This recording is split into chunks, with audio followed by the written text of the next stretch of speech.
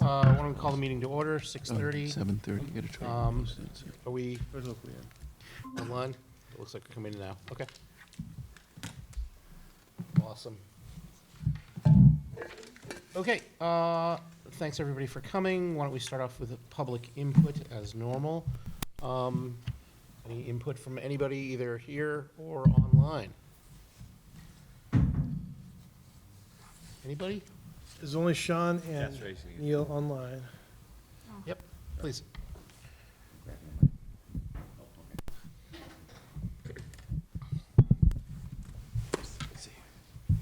Thanks. Hi, Jeff Simons from Hickory Lane here in North Reading.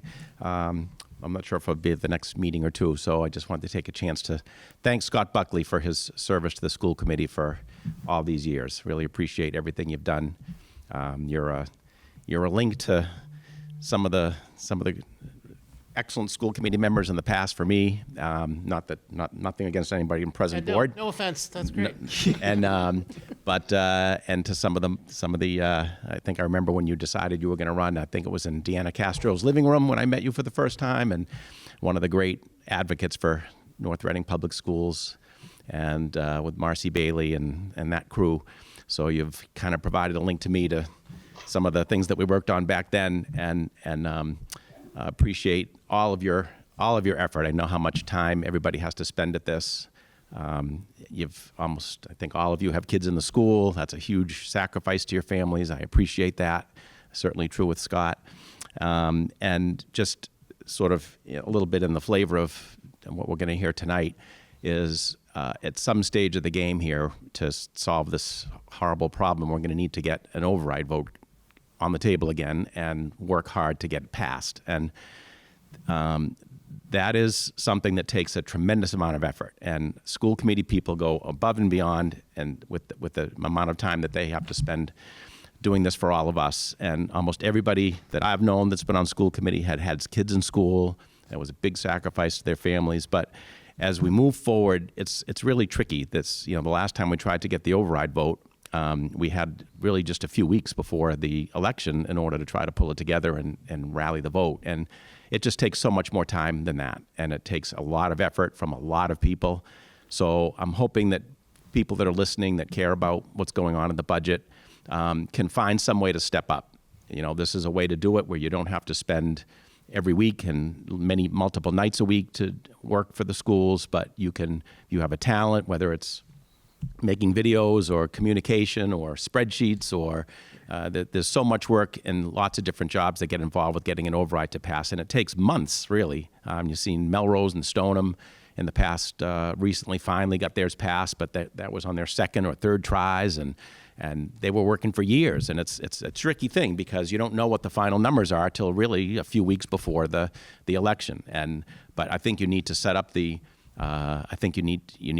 infrastructure and then fill in the numbers later in order to be able to pull something like that off. And as hard as it is even to pull together 500 or 600 or 700 people to get to a town meeting to support our budget, which I hope happens again in a few weeks, you need 5 times that number of people to show up at a general election to get an override vote passed. So for anybody in the audience that's listening that really cares deeply about this, try to find a way that you can let people on the school committee know to step up, donate your talents, and really probably should start to organize this fairly soon to get people educated on what needs to be done and build the infrastructure to build that, to get that kind of an organization going. So back to Scott. Thank you so much. Appreciate everything you did. Good luck to you. I'm sure you'll be on this side of the railing going forward as well. And thanks. Thank you very much, Jeff. And I don't think you're trying to link those two, so don't volunteer me for anything for next year. But, very much appreciate it. You've been a great advocate throughout the years, and a model as what a parent should be, honestly. And so I very much appreciate the kind words. Thank you. Thanks. Any other? Please. Hi, I just want to introduce myself. My name is Joe Markey. Ted, yeah. Thank you. That's for NORCAM. It's not for in the room. Sure. My name's Joe Markey. I'm a candidate for the 20th Middlesex District. I just wanted to come and introduce myself and make myself accessible. Jen invited me. I live in Linfield. you know, last year we had an override in Linfield. You know, the town came out and rallied around. I know there's a budget crisis. I know that the representative and the senator here, I'm sure they'll speak to that tonight, but I just wanted to come introduce myself and say that I'll be accessible if anyone wants to visit my website. And Jen has my contact information if you'd like to speak to me, so thank you. Perfect, thank you. Thanks for coming. Thank you. Anybody else? Anybody online? So Sean and Neil. Okay, fair enough. All right, why don't we keep moving forward then? Thank you. Student report, Mr. Palmer. It's, No. Nope. it's Mr. last Russell. minute change. Mr. Sorry, I Russell. forgot to mention that. Ben Russell. I didn't look at the first name, sorry. That's okay. You've changed. For notable academic matters, quarter 3 grades closed on April 3rd. Quarter 4 began on April 6th. Seniors are preparing their trifold presentations for their civic action projects to present them to the juniors after April break. World of STEM Science Fair in Worcester happened.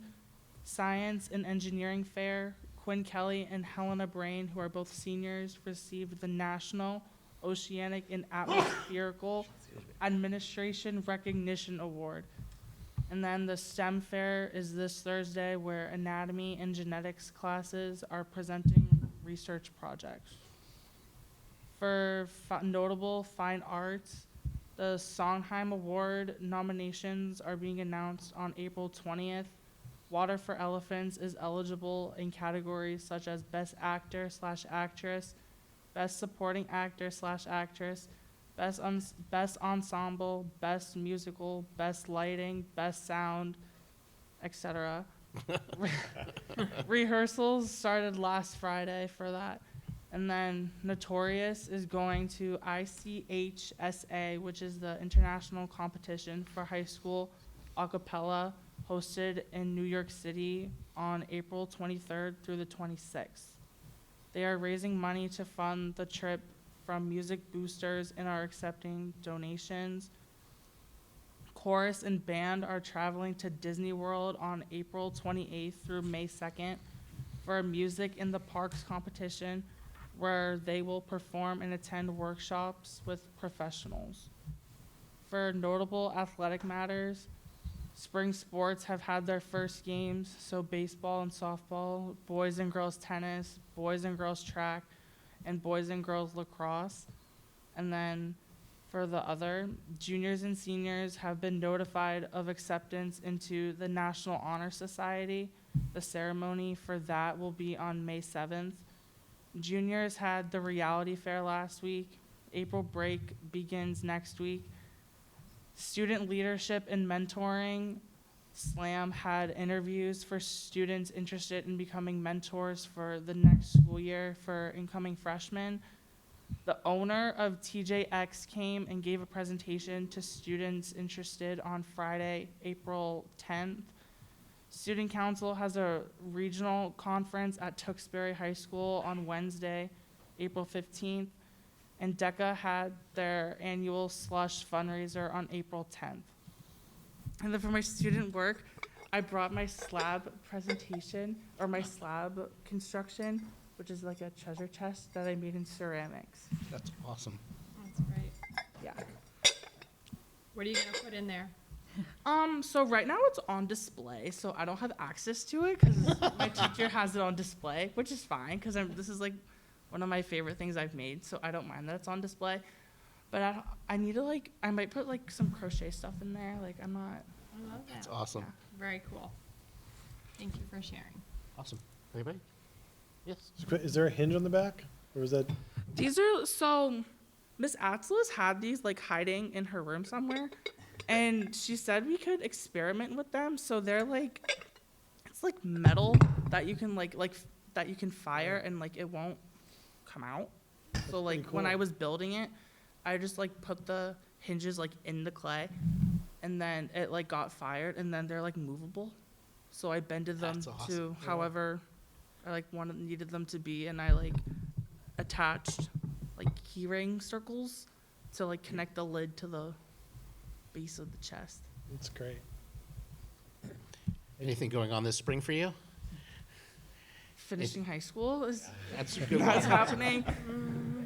Like getting ready for like college and stuff, like finishing all the stuff I need to turn in, and then getting ready to work in the summer. It's I all know you- happening. I know you said before you wanted to be a special ed teacher, which is amazing. Yes, I'm going for special ed with severe And do you know where are disability. you I'm going to Fitchburg State. Nice. Congratulations. Congratulations. That's awesome. That's awesome. Excellent. Well, as always, you are more than welcome to stay, because I know you want to get into the budget. But should you decide to leave, that is perfectly fine. So thank you. Thank you. Thank you. Thank you. Nice job. Excellent. All right, so I don't believe we have any other continued business, so we get into new business. And that's, first up is Representative Jones and Senator Tarr. Welcome. Thanks. Thanks for coming. Thank you. Really appreciate it. Floor is yours, you guys, at least initially, and then we'll, Good. no, no, you good. Thank you. I'm exhausted after hearing the student report. My goodness, that is absolutely incredible to think about all the things that are happening in all the different dimensions, whether it be the performing arts or athletics or other kinds of things. Absolutely amazing. Thank you. So it was really good to be able to hear that. So thank you. Day in the life of North Reading. Yeah. So, we are roughly a third of the way through the state budget process. The governor has filed her House 2 budget. We can talk about that in a minute. I know a lot of folks are always concerned, as they rightly should be, about where we stand with regard to revenue, because if we don't have revenue, we can't support that budget. So we are running currently about $650 million above benchmark for the year. So we're heading in the right direction. March moved us in the right direction even further. But April is the most important month with regard to revenue collection. So we're awaiting those results to see where we stand. But that being said, we did pass in the Senate last week, and the House had passed previously, a supplemental budget based largely on the proceeds of the surtax on income above $1 million. And as you know, that account is divided between transportation and education. Those are the only two things that money from that tax can be applied to. And so we put money into a lot of different areas, but one of the things that's important about that surtax is the funding for free school meals, which has proven to be wildly successful, and it's something that I don't believe we would ever retreat from at this point. It's been important to both of us, and I see it going for the foreseeable future. One of the other things that was included in that budget, and it's important to remember that right now the House has passed a version and the Senate has passed a version, so they still need to be reconciled. But one thing that we're fairly confident will be in the final version is money to make sure that we reimburse at the full statutory rate for circuit breaker for special education. And so I know in the Senate version, I suspect Brad will opine on the House version about this, but we put money aside to make sure that we can keep that amount for fiscal year 2026, the year that we're currently in, and money to apply to fiscal year 2027 so that we can try to maintain the 75% reimbursement. So that was an important element of that. The bill itself is about 1.8, almost $1.9 billion. And there are various other things in it, but for purposes of education, I think those are the two most important things. We are now in the process of putting together the General Appropriations Act, as I mentioned, and the governor began that process by filing House 2, which is her budget proposal for the coming fiscal year. Very significantly, she allocated $75 per pupil for minimum per pupil aid, which is a number that's concerning to us because it's significantly less than the number that we have carried in the House and the Senate. I suspect we'll have robust debate about that, and we, I think, have a good prospect of increasing that number. I know that Brad and I have consistently offered amendments to try to drive that number higher in the process. I suspect we will do that again. The House will debate the budget in April, and we will debate it in May. And again, it appears that we'll be on a relatively solid financial footing as we take on the budget. So the question is, what we'll be able to do from that solid financial footing. One of the things that has been vexing to us for a number of years, as I know it has for you, has been the issue of the Chapter 70 formula. It is unfair, it is obsolete, it does not properly account for inflation, enrollment in special education, the cost of health insurance, and a number of other things. And while we talk about it often when we meet with you, there are some different things in the dynamic this year that might mitigate toward us actually getting a Foundation Budget Review Commission, which is the predecessor, or the precursor rather, to being able to take action to reform the formula. Number one is that the Student Opportunity Act is nearly fully phased in. And so when it is fully phased in, we will have available resources next year and the year after that and the year after that to be able to invest in the next chapter of revisions to Chapter 70. Number two, we were able to amend the Student Opportunity Act to require that the foundation budget be reviewed every 10 years. It was last reviewed in 2015, and so it's timely to look at it again now. And number three, we began to make some progress at changing the Student Opportunity Act, or rather the foundation budget formula, in the current fiscal year. When we debated the budget last year for this fiscal year, we were able to get one piece of the foundation budget examined by the Department of Elementary and Secondary Education, that being the local contribution component. And we are awaiting the report from DESE. They went out into the field, they took lots of public testimony, they heard lots about this aspect of the foundation budget, which measures a community's ability to pay for education locally. And as we know, the difference between that and the cost is what determines state aid. So we are hopeful that that will begin the process and sort of crack open the issue of trying to revise Chapter 70. One of the more disturbing trends with regard to Chapter 70 is the growing number of communities that only receive minimum per pupil aid. And so when we last spoke, that number was at somewhere around 211 perhaps. That number is now over 270 school districts in Massachusetts that only get minimum per pupil aid for an increase every year. So the exception has overtaken the rule. And there were really somewhere between 30 and 60 communities, school districts, that get the benefit of the Student Opportunity Act in substantial part. So the majority of school districts are now not, and we think that contributes to the momentum to try to reform this formula. I'm sure you've looked at the advanced cherry sheets with the governor's proposal. You'd get an increase of about $170,000, but that's at the $75 per pupil minimum aid number. I think the way that we view this right now is increasing that number and making sure we fully fund circuit breaker and working on a couple of other things that do not operate through the Chapter 70 formula are our best near-term strategy. And I hesitate to use the word Band-Aid, but something that we can do now to make a material difference while we drive forward to hopefully getting the structural changes that we need to make with regard to Chapter 70. So that's a little bit about where we're at in the process. And so I don't monopolize the conversation. I'm happy to hand off to Brad. Just covered everything. No, our budget's coming out, will be released by Ways and Means on Wednesday. So we'll have the 48 plus hours to get amendments in by Friday, and we'll debate it the week after school vacation. It's a little later this year. And so then that'll put us up against it. And you guys, I'm assuming you'll go the last full week in May.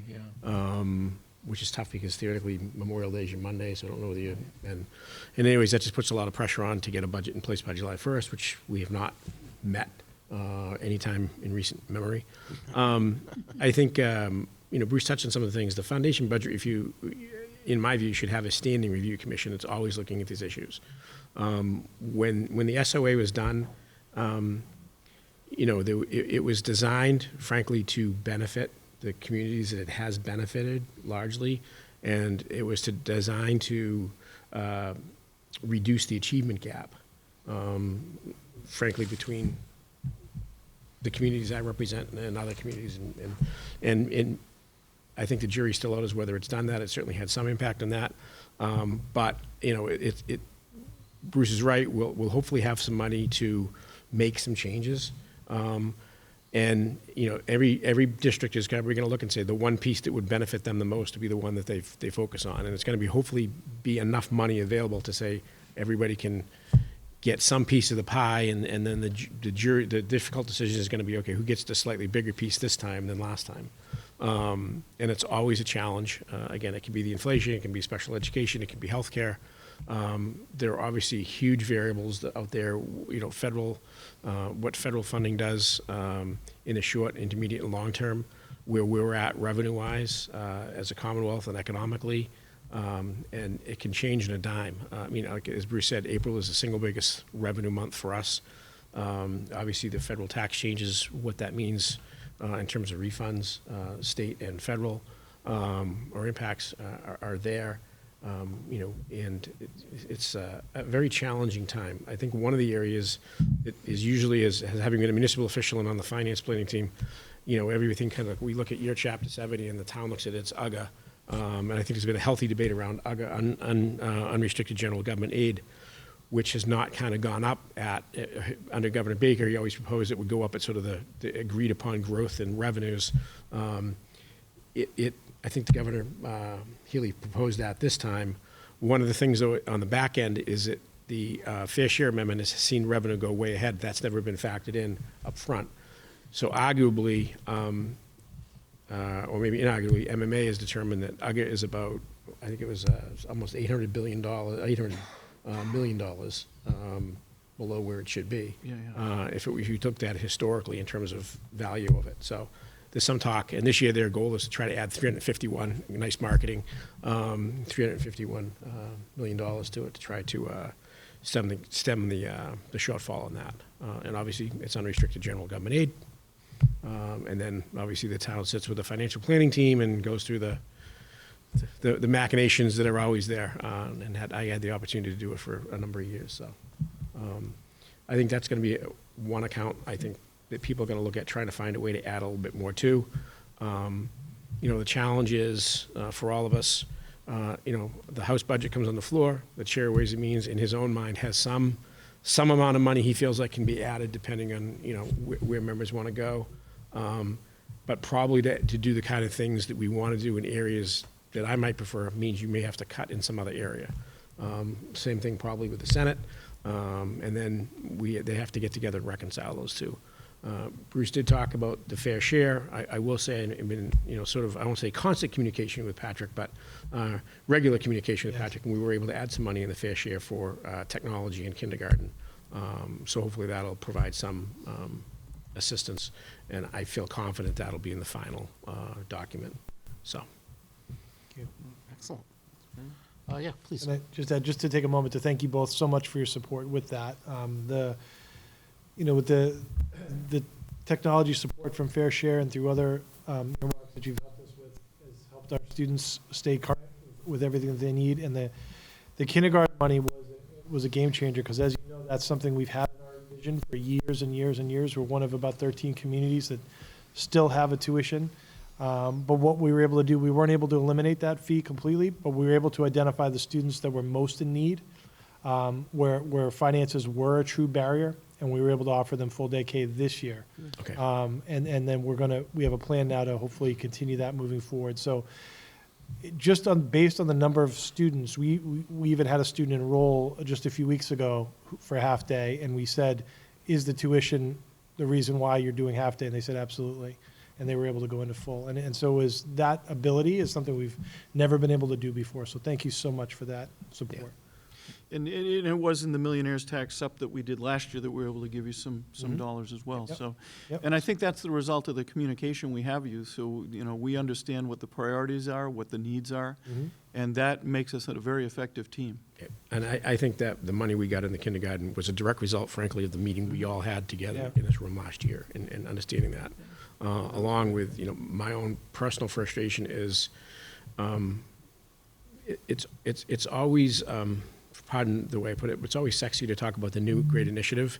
I kind of like to think about finishing the last great initiative and make sure everybody's kind of had their boat rise because of it, as opposed to, I know now there's talk, well, we want universal pre-K. Right. And it's like, well, can we just get universal free K and then move on to the next one? Right. And find ways to do that, so. I appreciate that. And again, the maintaining the 150 per pupil is great. That's very helpful. It's not a lot for North Reading, but it's significant to us. And so that, your advocacy for that is very helpful. And the other priorities you spoke to are very much right on with sort of what we need here for schools. So thank you. And I know that Jeff touched on Prop 2.5, and I know Reading is already talking about potentially for next year. Linfield had two questions that were for different things fail, and then in the fall they came back with one that impacted 3 different aspects of the town and sort of made it a group effort that was successful. So, and obviously a number of communities, Malden's recently failed, I think Winchester's failed. Others, towns have started, here and ended up here. But it's definitely part of the debate and the discussion, and realizing that, ESSER and other federal funds that came in because of the pandemic, and were managed by towns for multiple years is kind of now gone. So. Excellent. Yeah, please. Thank you both for coming. We really, really appreciate it. And I think part of the great part about you guys coming is, yes, you're giving us an update on the budget and what's going on at the State House, but I also think it's for us to develop more of a working relationship. Like all of us up here, I know you have a great one with Dr. Daly, but we want to do more, right? Like what can we do to help? So I know you talked about like the foundation budget review last year.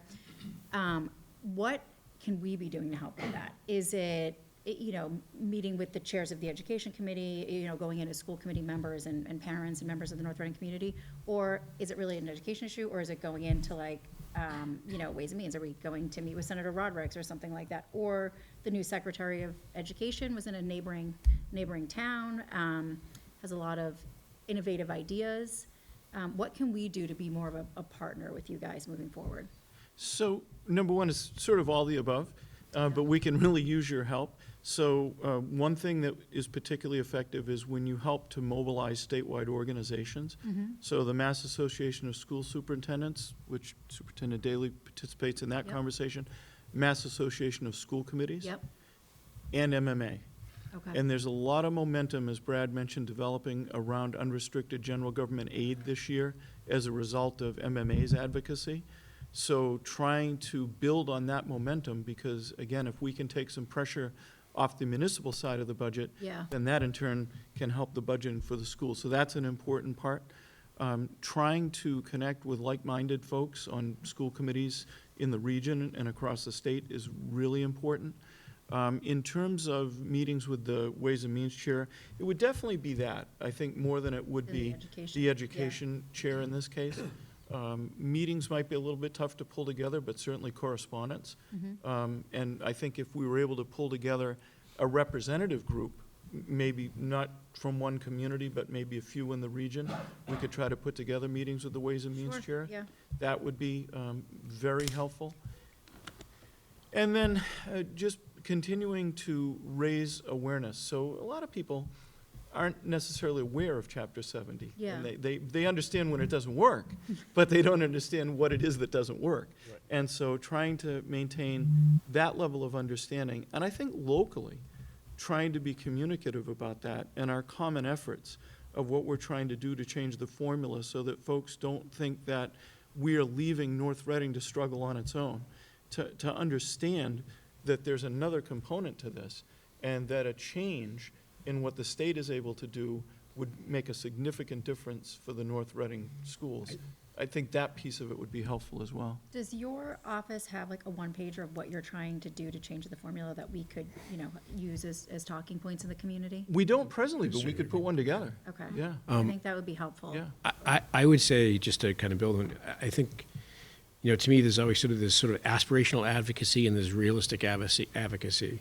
And I would say one of the things with MASC and the school committees MMA is that a lot of the representation that comes to us from the leadership is really informed advocacy from school committees. There are a number of groups that we will maybe talk to, the leadership of, But then you go back to your district and you talk to the rank and file, if you will, and what you hear are oftentimes two different sets of issues, or different focus, or different emphasis, which makes it challenging. Whereas I think when if the head of MASC or MMA meets with the chair of Ways and Means and this and that, I think they can feel like there's a realistic representation that's advocacy based on really informed information from the communities they represent. Realizing it is challenging because different communities will emphasize different things, whether you're part of the fair share. I don't know if the Senate did it. I think they did. Our rural communities have a special emphasis. And they get that piece where we may be a little more insulated from it. I don't necessarily have, big city issues. Bruce has some city issues, maybe not super big city issues, but some city issues. And MMA and some of those groups do a good job of synthesizing kind of where all those pieces fit in that puzzle. So I would say yes, but I think your organizations actually do a really, really good job of representing the people that they're to represent. And I can't say that about every group that comes and advocates. I won't mention any names, but I think that makes it impactful and effective. And I think this will come into play sooner than later when the House takes up the budget. So if you're able to correspond with Yeah. the Ways and Means Chair around specific amendments. Yeah, I would say it's that- amendments. I'll let you in the secret. His budget's already at the printer, so I think he's not going to make any more changes now. But, Right. and I will be candid, we meet. I always get, my focus is always on local aid, because for the people I represent, the vast majority of town and school services is where they get most of their value of their tax dollar. So, I'll just add, I can share 2 legislative updates from MASS, which I don't, I share them with the chair sometimes, but I'm realizing maybe it's not even clear what we're as an organization advocating for, and I could speak to the ones that specifically would impact North Reading. So I can do that Yeah, that'd be as an update from time to time too, so. It is going to take an incredibly unified effort to move this mountain with regard to the Chapter 70 formula, but we need to, because the consequence of not changing it is year after year, we're going to have the same conversation about trying to increase minimum aid as a short-term measure to solve the problem, and we need to get beyond that. This year, once again, minimum per pupil aid is going to be critical, but we can't let go of the goal of making movement on Chapter 70 itself. Yeah, please. Sure, I'll ask questions. I took a lot of your time last year. I won't do quite as much this time, but let me begin by just thanking both of you, but Representative Jones in particular, thank you. You've been a huge advocate for North Reading for many, many years, so thank you so much. and you've never been shy about reaching out, which is okay. Yeah, great. Beyond Boston College, so. So kind of 3 areas I just want to talk about. I mean, for foundation budget, I'll be honest, I don't know how the formula works, but I just think things that should probably go into it and maybe a little bit more going forward, if you want thoughts on this. I mean, number one, like North Reading gets hit by the fact that we don't have a lot of commercial base. And I don't know if that's in the foundation or not, but like when there's not a split tax revenue and all of it is on the residential owners, it ends up being a lot, So I don't know if the foundation takes into account that at all, but it is something that I think particularly hurts North Reading. I think a second issue is just housing affordability. I feel like it's become so expensive to live in North Reading, and we pay so much in taxes already, and then if it doesn't come back through the foundation budget, it just is very much unfair, and I think that has changed a lot in the last 10 years. I mean, I don't know off the top of my head, like, what the housing value has done in Lowell versus North Reading, but I would expect that the North Reading property has gone up quite a bit more, and so we are paying, already there, and so I think those are things that really need to go into it. A second topic, which I think may not be addressed there, is like, because we're not getting from the foundation, we're getting hit with huge user fees in North Reading. And I don't know if you guys have any thoughts on this, or you know what other towns are doing, but like, I grew up in a town where you didn't pay a fee to ride the bus, you didn't pay a fee to join a sport. I mean, our parents are paying huge amounts of money. I mean, we had to put in a universal cap, which is what, over $2,200 this year, because people were paying more than $2,200 in user fees. And we have families that are above that and saying like it should even be lower than that. And so those are so that's a kind of a separate topic about user fees. I don't know if you see what other towns are doing, but like when we're looking at formulas, like that's what's coming from this, is that like, I feel like the parents or the people that live in this town are getting hit so many different ways, where the houses cost more to live here, more of it's on the residential, and then we're also getting hit with user fees at the end of that. And so I applaud you for trying to take on the monumental challenge, and I hope that there's some success with that. But if you could just speak, I mean, do all towns in the state have user fees, or is it more the towns that also are in the same position North Reading is, where we're getting minimum increases year over year, and so we're having to add user fees? Do you know if that's the case everywhere? I don't know the number off the top of my head, but obviously a number of towns do it. I think a lot of them have a cap, and it varies. It depends on maybe whether they've been able to do an override, and if they've got an override, maybe they back that off. It's a challenge. It was interesting, as you were talking, thinking about, I think it was last fall, we said about the 10th anniversary of this building, and I think the student who was here talking about all the things that were going on in school, some of that's a direct relation to the investment the community made because of the great facilities that are here, and thinking about what it would cost to build this building in today's dollars. They're looking at building a new elementary school in Reading now, just one of their elementary schools, and the cost there is equivalent, if not slightly greater than what we spent to build the facility. And what that means when a community has to step to the plate and say, we got to replace a school. And I know obviously there's talk about modulars and our elementary schools. But I know that was digressing. It was a diversion in answering your question, Scott. I think that that's a truism. I mean, I think one of the other things is just the inflation factor. That's in the formula. But, it's sort of, if you used a true up, I forget what the number was, but it was like if you used a true up number that was more an accurate reflection of reality, it was like you had to add a billion or something like that to the formula. And I suspect if you look at districts that are getting minimum state aid, and you look at user fees, they're gonna there's a correlation. align. Yeah. Yep. They're going to align, and that should tell you that it's not a We can fair- certainly find out, because I'm sure MASs has that Right. easily enough. It just seems like it's not a fair number, and so like what's happening is like it's not taking into account what really can be paid, and then it gets put back on the parents in a different way. And then the only other question or kind of thought here is just on special education, and so just a quick clarification. When you're saying fund circuit breaker fully, that is to the current formula. Correct, the Yes. statutory amount. Right. Okay, and just from our, our little town's problems trying to do the budget, we thought we were close to a budget last time we had a meeting about budget, and then we got information on move-ins, and all of a sudden we had a $250,000, $300,000 problem in 1 year. And we are very fortunate to have Mr. Connolly here in our district, because he's great at keeping us on budget before and putting money aside. But most towns can't handle this. And for somebody to move, potentially move like one town over and have like a $200,000, $300,000 swing, again, it just indicates to me that maybe that's not the right way that, your whole school budget should be funded, is by, one family moved from one town to the next, and now the district receiving them has a $300,000 gap in their budget. And it just seems like it should be more of like a state problem, and as opposed to just individual district problem. And I don't know if there's anything that could be done about that, but I just wanted to give a very real example of what we're literally dealing with here, where we thought we were balanced, and then, And it's dealing with another formula that in special ed and circuit breaker has been an issue for, right, and we've changed standards, we've changed money.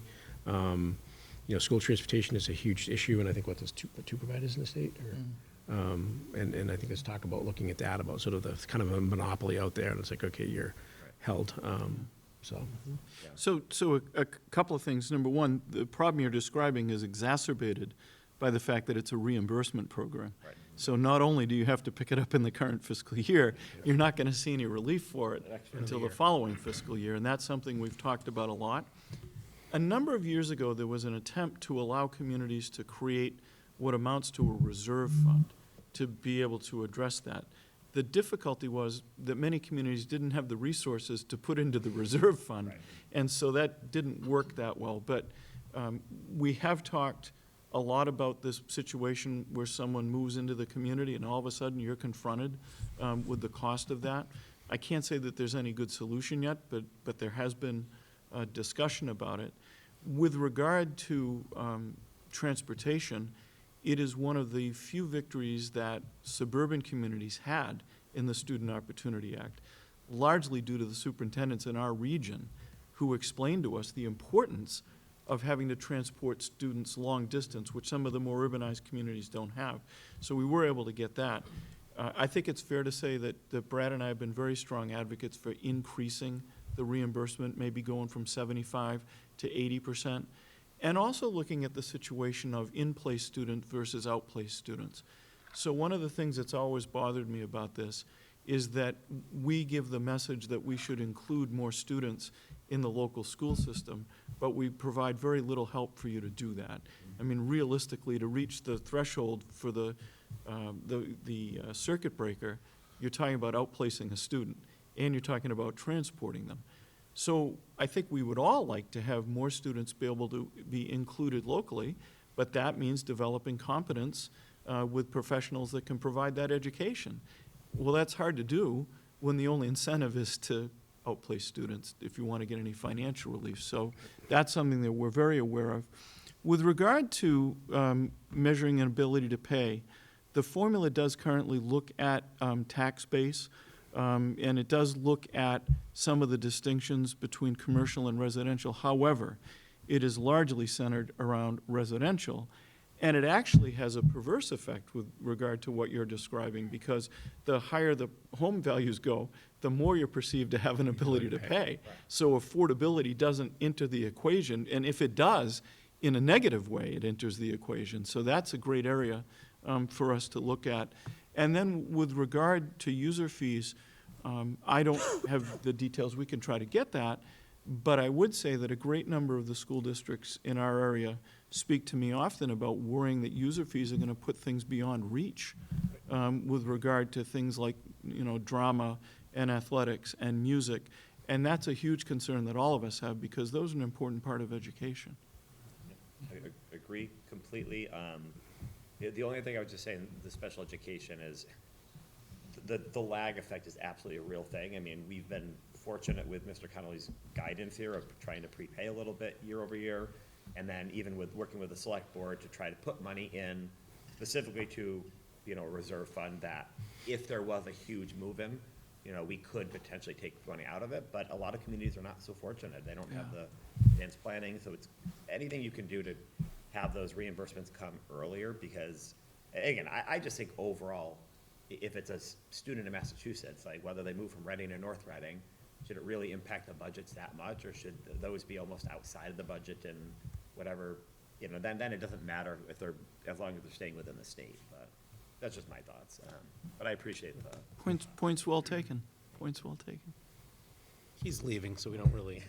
He's getting it all in now. I know the feeling, Scott. Yes. Yeah, I mean, just a good topic, Scott. So to double down a little bit on the special ed stuff too, I think that was the most so I've been on school committee now 2 years, and the most eye-opening thing was a week and a half ago when all of a sudden, we thought for probably 4 months our budget was, we were good, we were aligned, we're ready to go, and then boom, we have $300,000 that we have to find. And me just thinking, if that happened 2 or 3 weeks from now, we would have real problems going in to try to bring a balanced budget to town meeting.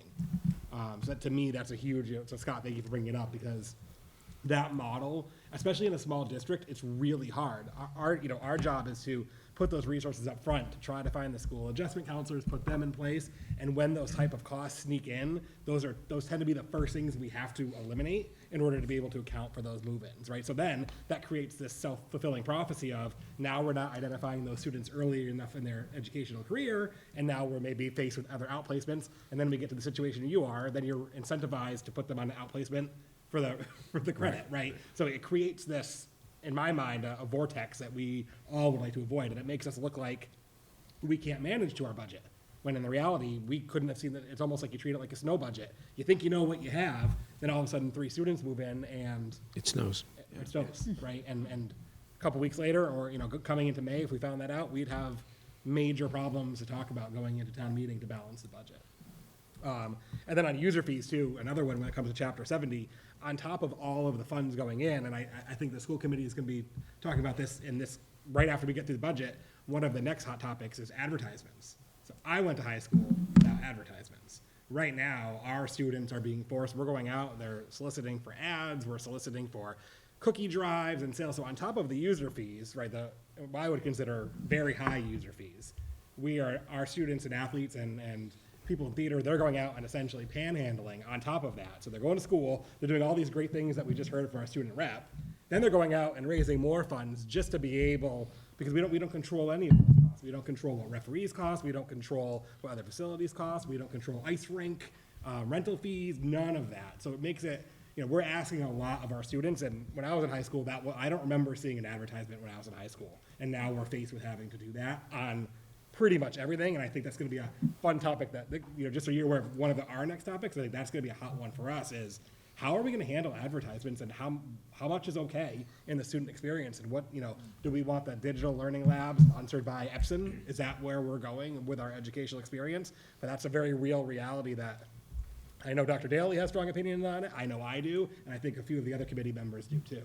But just so you're aware of that, when we don't have those funds coming in, I think people are being as creative as possible to go find those funds, but then we are creating this kind of moral might be the wrong word, but a dilemma, a conflict on how much is too much, and where are we going over that line?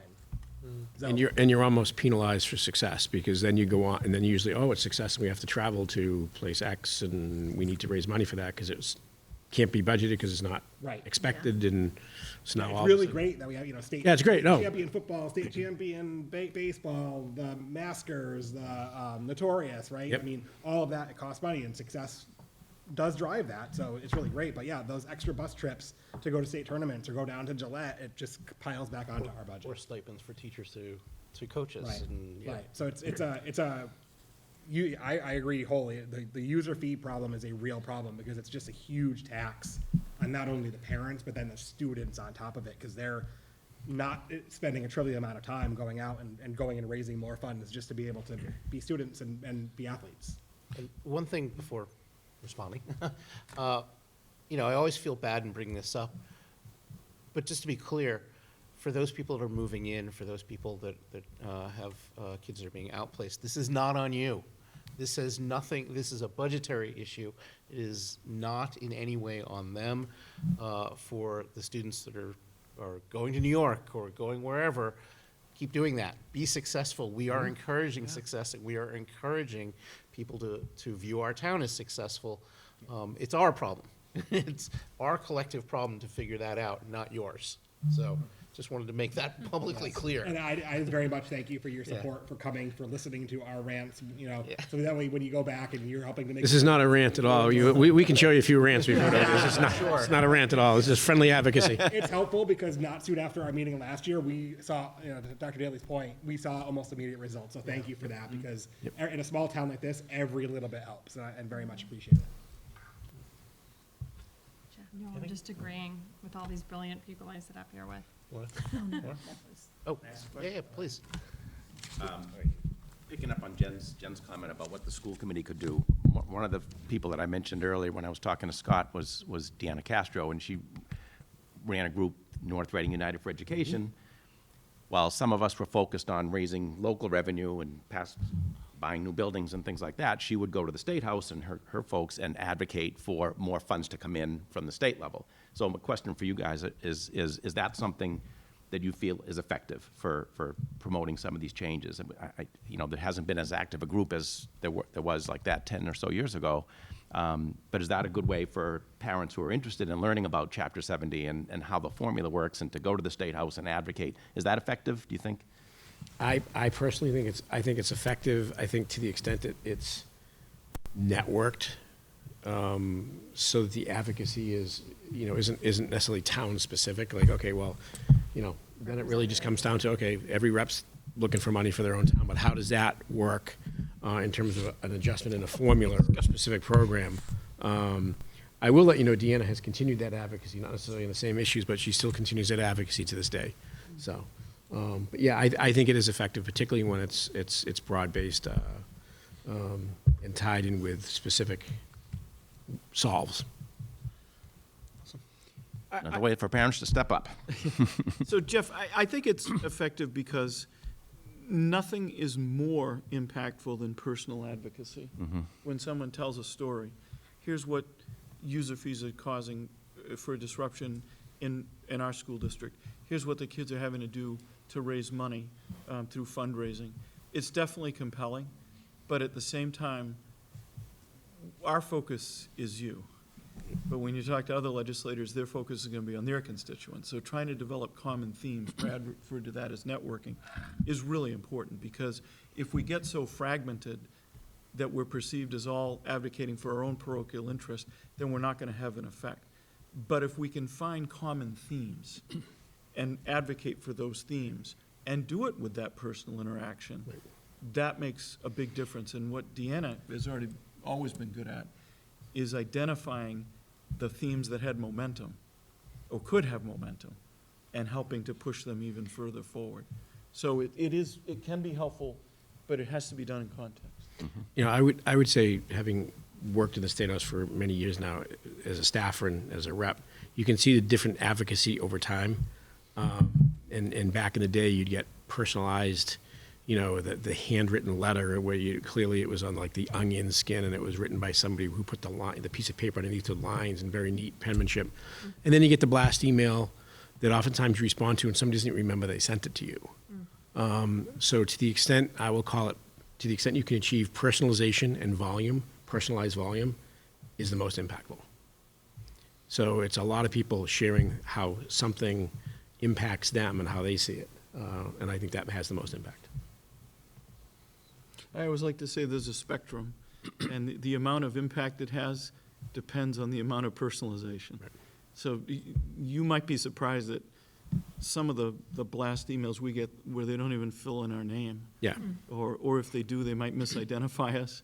And that clearly tells you that somebody hasn't spent a lot of time or a lot of thought.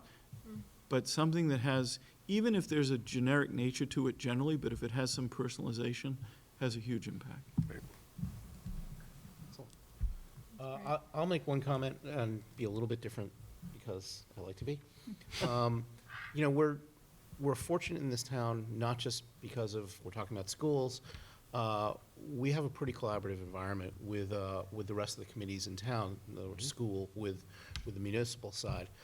I will say, in tougher years, and this year included, it becomes very difficult because we're all scratching for the same dollars.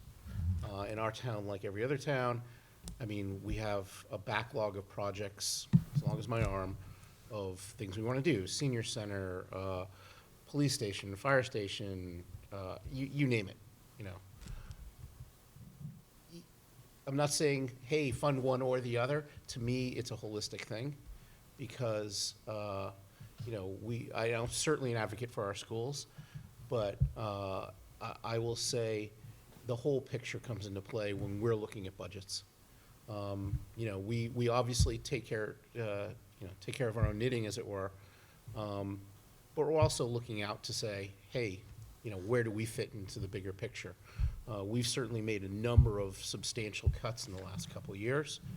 The municipal side is under strain as well. You know, anything that can get us past 2.5, it just doesn't affect schools, would be great. And Chapter 70 obviously has a big effect. But I would also say it's the whole picture.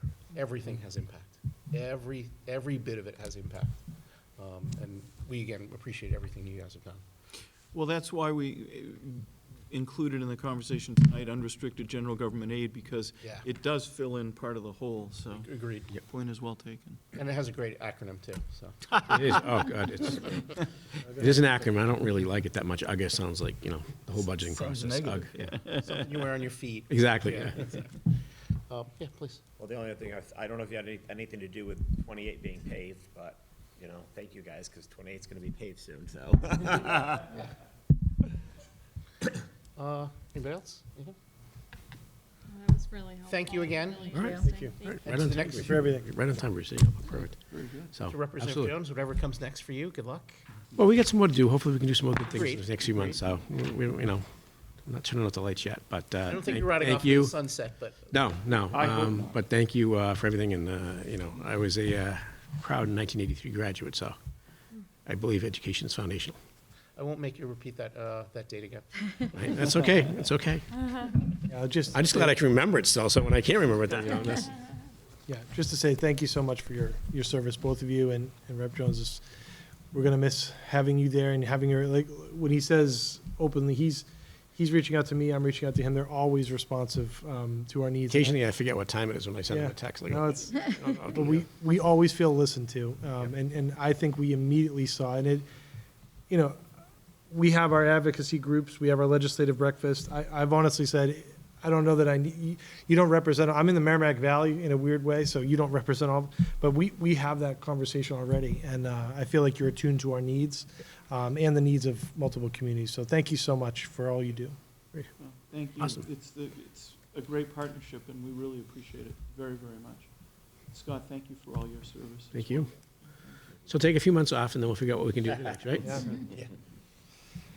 Excellent. Thank you.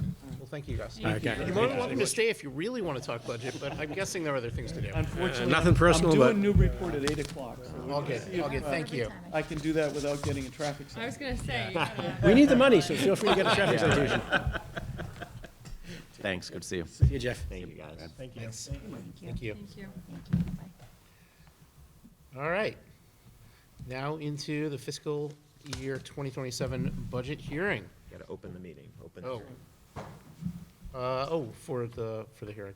Could I get a motion to open the budget, the 2027? Move to, open the budget hearing.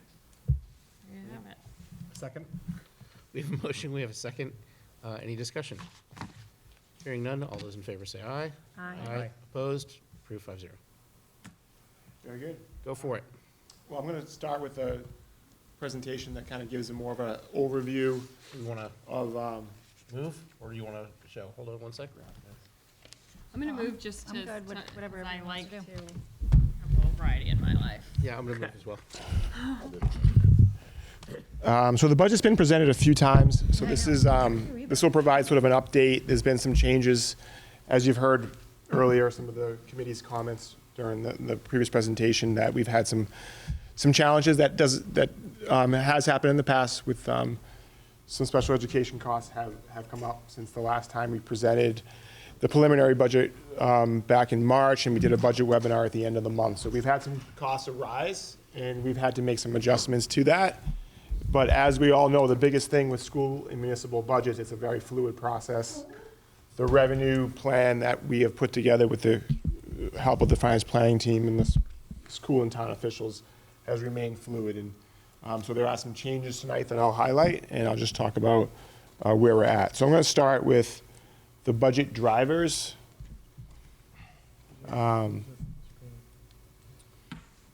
So we have four main budget drivers as a refresher.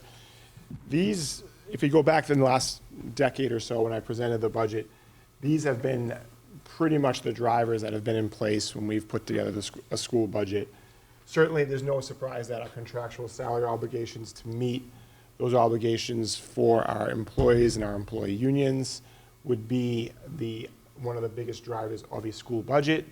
Personnel costs are always over 80 to 85% of a municipal or school budget. So that is going to be the biggest driver to meet those obligations going forward. And we've talked about those structural challenges and that presents, and that's always going to be the case. And it certainly is the case as we look to next year. So we've had to meet those adjustments, and we've certainly done that in this budget proposal. We talk about our operational costs. We have worked really, really hard to control our operational costs and to reallocate and to allocate as much of that funding that we receive annually to the instructional costs, to the education costs. But we certainly have needs operationally, utilities, maintenance, variety of costs that we have to meet on an ongoing basis. And transportation, all those things that we just talked about, those things don't get cheaper. We see those annual increases. Utilities have gone up, transportation has gone up, in some cases, double-digit rate increases for special ed and regular ed that we've dealt with. And we've had to make those adjustments. So that's certainly a driver of this budget, and I will say we've worked very hard to make bids competitive, to do things more in-house, to be vigilant with our daily operations, to control these costs, as much as possible, to be part of large consortiums for our utility expenses, our gas expenses, to regulate and modulate our boilers and our occupancy schedules as much as possible. Then when we look at our staffing needs, when we look at our enrollment-driven increases, even though enrollment overall has been relatively stagnant, or we've received moderate increases, we still have these class size guidelines and ratios, particularly at the elementary level, that we want to meet. So even though the secondary level, high school, middle school, has relatively been on a slight decline, we are seeing increases as some higher kindergarten classes and grade 1 classes move in to the district, and we've had to adjust for those needs, as well as to meet the needs of our high needs population in many programs, to try to provide education when appropriate in district. That's a goal. We talked about it in the previous presentation, and we've had to reallocate and increase some staffing in these programs to educate and meet these students in our high needs populations. Our special education costs, we heard Senator Tar talk about the challenges and sort of the volatility of some of these cost centers and these programs. Special ed is one of them. We always have to pivot to make changes that come up that sometimes are out of our control, and that has happened already. We talked about a real-time example where between March 15th and tonight, we've had some students move into the district that we've had to adjust some of our tuition and transportation costs accordingly for next year. And that's a challenge that we've met in our budget, and we've had to make those changes. So we are looking at special ed as always being a big driver of our budget. When we look at what our budget proposal is, I just want to remind everyone what we mean by a modified level services budget. So we would characterize this budget proposal as being a modified level services budget, and what that is the staffing levels have been adjusted to meet shifts and changes in enrollment to ensure class sizes and our student-teacher ratios guidelines are met. So even though we're not seeing large increases in enrollment right now, that might be 5 or 10 years in the future, 5 years in the future, we are seeing increases in our high needs population, and we are seeing increases in our elementary, primary grades, kindergarten, grade 1. So we have had to add staff to meet those class size guidelines and those class student-to-teacher ratios. Biggest driver, adjustments to meet our contractual salary obligations. So we've had to do that. So this budget, first and foremost, needs to do that. So it has. We are looking to restore, and we'll get into a moment as a refresher what some of those positions are, but we are restoring some positions that have been lost during fiscal 25 and 26 budget cycles.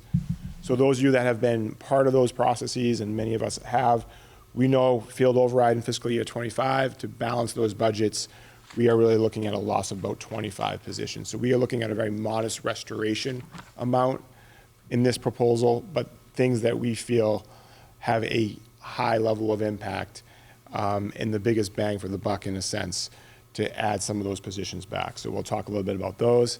And then our strategic plan, always a driver, always a working document that we work on annually. Dr. Daly does a great job in our administrative retreat every summer. We review that document, we make changes to that document.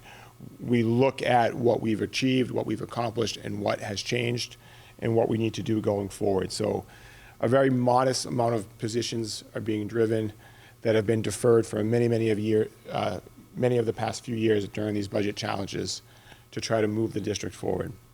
So that is certainly part of the proposal. Certainly our adjustments, as I mentioned earlier, for operational and our fixed costs needs to be met, and adjustments to our out-of-district tuition and transportation line items, that has had the biggest change from the last presentation until this evening. And then it does assume that our user fees, our tuition costs to families, this budget proposal assumes that those will be the same as the current school year.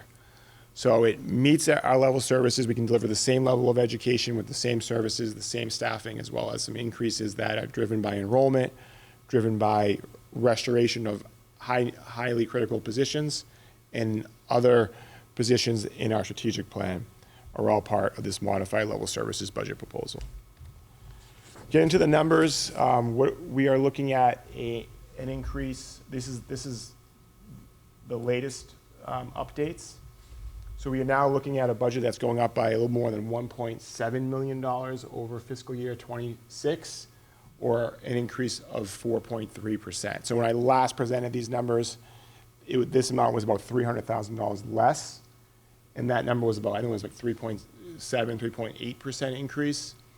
And those biggest changes are in the transportation, special ed transportation line, and the out-of-district tuition line. We've had to make those changes accordingly. Get into where the funds are being spent. Again, this just speaks to some of the drivers I mentioned earlier, some of the structural challenges that certainly salaries and municipal school budget will always be well over 80%. This proposal is at 84.2%. We look at needs on the contractual services, the transportation, utilities, tuitions. Many of these are just fixed costs that we need to make changes to and adjustments to annually to continue those same level of services.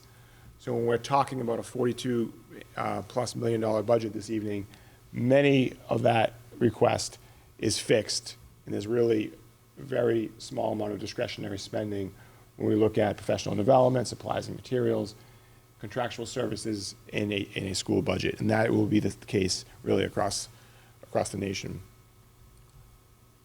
This slide, I presented it the last time, so just very quickly, it attempts to really show you, in as close to as layman's terms as we can, what has changed when you compare fiscal 26 to fiscal 27. So these are really the big changes. We talked about contractual salary obligations being a big driver, existing staffing levels. Now you can see exactly here on this slide what that impact was and what that percent increase is driving from 26 to 27. The staffing needs for enrollment, restoration, and our strategic plan. You can see what that increase is in this proposal. We talked about the need to increase special ed transportation and contractual services. You can see what that impact is having. We talked about circuit breaker this evening in the previous presentation, and that being on a lag and the challenges of that. We are kind of reaping the benefit of some of that lag next year, because we had high increases, and that baseline really increased a lot in fiscal 25 and 26. So we'll see some of that additional state reimbursement level for circuit breaker being supported and being fully funded, and adding transportation to that equation and that formula, which has had a great, huge impact, and that was talked about this evening, bringing us an additional $582,000. So we're seeing that's helping us for next year. The fixed cost increases, I talked about that. Some maintenance changes, just kind of from an accounting standpoint, how we're dealing with some of the maintenance and operations as a community has led to some savings. So all in all, that's how we're getting to the increase of a little more than $1.7 million at 4.3%. So now we're going to get into the staffing. I have a few tables I'm going to go over. We talked about staffing because of enrollment changes, and the general paraprofessionals, very important. If you hear from our elementary school principals, they speak very passionately about the impact that these general paraprofessionals have in a kindergarten classroom with over 20, 21, 22 students in it. The lack of that paraprofessional support with just a professional teacher in a class size of that high at the kindergarten level is significantly challenging. So they saw a huge impact of the loss of these. The enrollment dictates it, it's driven by it. So that is a priority to have these general paraprofessionals in every kindergarten classroom that has over 20 students. A classroom teacher at the elementary level, that's where grade 1, we're seeing those increases in that level. So we want to have those class size guidelines between 18 and 22 students, particularly in grade 1. I talked about our high need student population in our in-district programs rising. So we need to be able to appropriately service those needs. We want to keep students when appropriate in district. We talked about that in the previous presentation as well. So now you're seeing an increase of a special education teacher need at the elementary level because of that. When we get into what we want to restore, 25 positions lost over the last 2 years, significant challenge of doing that. We are talking about adding back a full-time equivalency of about 3.5 positions. And we had a lengthy discussion in our administrative meetings led by Dr. Daly and the educational leaders and the school principals and Mr. Colleen about what's going to have the greatest impact to restore. And certainly special education positions, again, we want to keep students in district, we want to educate them appropriately, we want to maintain these programs and allocate resources where needed to meet that population of students. We want to be able to have early intervention strategies and academic interventionists to be able to address areas of need, particularly at the middle school and at the elementary school. So the loss of those tutors to address areas of need early on in a child's education has been significant. And then when we talk about the floater school nurse that was reduced from a 1.0 to a 0.5, certainly to be able to address our needs, not only do we have a shortage of staff at any particular time, certainly helps us address those needs, and it also helps us just meet the overall health. There's some certainly state mandates coming down the line that we've been watching, but that's certainly a need. We're talking really a small amount of money of a little over $236,000 to help restore some of what's been lost over the last couple of budget cycles. Then when we look at our strategic plan known as NRHS 2030, lots of positions in there, lots of vision, lots of positions that have been deferred, lots of positions that have been close to being funded and have not made the cut over the last several years. This small amount of money, 1.6 full-time FTE equivalency, a little more than $166,000 of a school adjustment counselor. I'm talking about the school adjustment counselor for many years, trying to get this last 0.6 funded, which would just allow a designated adjustment counselor at every school building. Right now, we're still sharing one between two elementary schools, the Hood and the Little. So this amount of money would allow that to be achieved. When we talk about the humanities coordinator, to have the ability to provide the support for our teachers, for our teachers that are in leadership positions, to align curriculum, to work with our teachers, really hands-on position in the classroom, providing coaching, providing that instructional support and help to align curriculum across the district, work with Mr. Colleen and his staff, significantly impact. So that's why we're asking for that 1.6 increase, driven by our strategic plan. So to summarize, this is what we're asking. This is the ask. From a general fund, what we're going to ask, hopefully at town meeting, is an increase of, again, 1.7 million. We know we have grants. We know we have revolving accounts.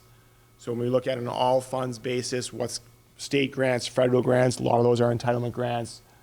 Those revolving funds, athletics, extracurricular, busing, fine arts, performing arts revolving that we take kindergarten and so forth, tuition and user fees for, the budgets in reality is much greater than what we ask the community to support. So we're really looking at a budget close to $47 million annually.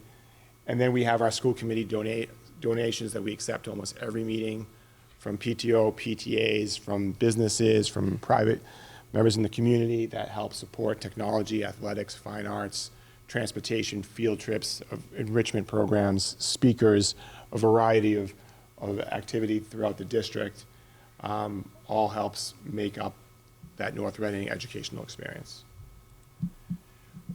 Just want to touch upon this. We talk about our offsets. These are the major categories of what our offsets are. What the direct cost of that program is when we look at busing, athletics, student clubs, performing arts, kindergarten, pre-K, that's what we're assessing user fees and tuition costs for. You can see that in most cases, what we're taking in from a user fee contribution for what's being charged, and we have been increasing it over the last couple of years to deal with these funding challenges, it's still only supporting, in many cases, about 30, in average, about 35% of that cost. So I know the question was asked, if we tried to just look at a 50% ratio, we wanted these programs and looked at the direct costs of these programs. They're optional programs, but we know they have, in many cases, a huge impact on the educational experience of each student. What would that user fee need to be? And we tried to predict what that would be. We're looking at big increases for transportation, significant increases to do that because of those costs have risen so much over the last number of years. Big increases in athletics. I think extracurricular and performing arts are already close to that ratio. Kindergarten increase and preschool increases. So you can see what that would need to be. Okay, where are we at and where things stand here on April 13th? We're asking for a budget of a little more than $42.5 million, 4.3% increase, which is just about the 10-year average of an increase we've needed in this community. And where are we at with the most current revenue plan as of last week? What is our budget gap? It is a budget gap of $32,781. So we did have to increase the budget from the last presentation to this evening by $300,000. Again, that was special ed tuitions and transportations. New students have arisen. We had to meet those needs. But the revenue plan, because of changes in the health insurance and other changes, also increased to help offset those increases. We got more revenue and changes, less fixed costs. So that helped offset some of that increase. So we're looking at the delta between the two of what's changed over the last few weeks is $32,781. So a plan to balance that budget. We talked about what we would be looking to restore in the previous slide and many presentations we've done to date. One of the high priorities of that was the academic intervention tutors and to bring back that layer of support at the elementary and middle school level. So this would still allow us to do that.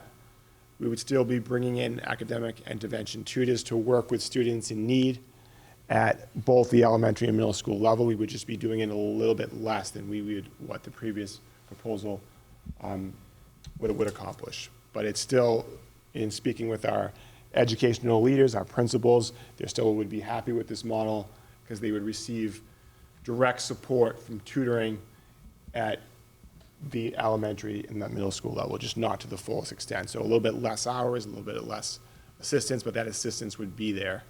And we feel in working with Dr. Daly and Mr. Colleen and the principals, we would be able to make this model work and be effective. So that would be the administration's recommendation to reconcile that $32,781 and then move the town meeting with a balanced budget. So what can we conclude? Again, we're meeting our contractual obligations, which is one of the highest priorities, one of the things we need to do. We need to invest in our staff, our current staff, our operational costs. Those changes are being met. We're adding staff to protect the student-teacher ratios that we believe are sound, particularly at the elementary level. We're enhancing health and safety services for students, restoring that school nurse. We're addressing the social, emotional, and mental health needs of our students by adding that 0.6 school adjustment counselor. We're adding the appropriate staffing level for our specialized programs to meet our students' high-need student population, adding special education teacher at the middle school and at the elementary level in order for us to do that effectively. We talked about the need for operational costs. So in this proposal, athletics, fine arts, music, art, those programs would continue to have the same services that they've had in the past. We have the operational costs, we believe, in place to properly maintain our 4 campuses and 5 schools. And we are not proposing at this point increases to the user fees. So with that being said, where do we go from here? Open up to discussion and questions. We are looking to vote a budget on the 27th.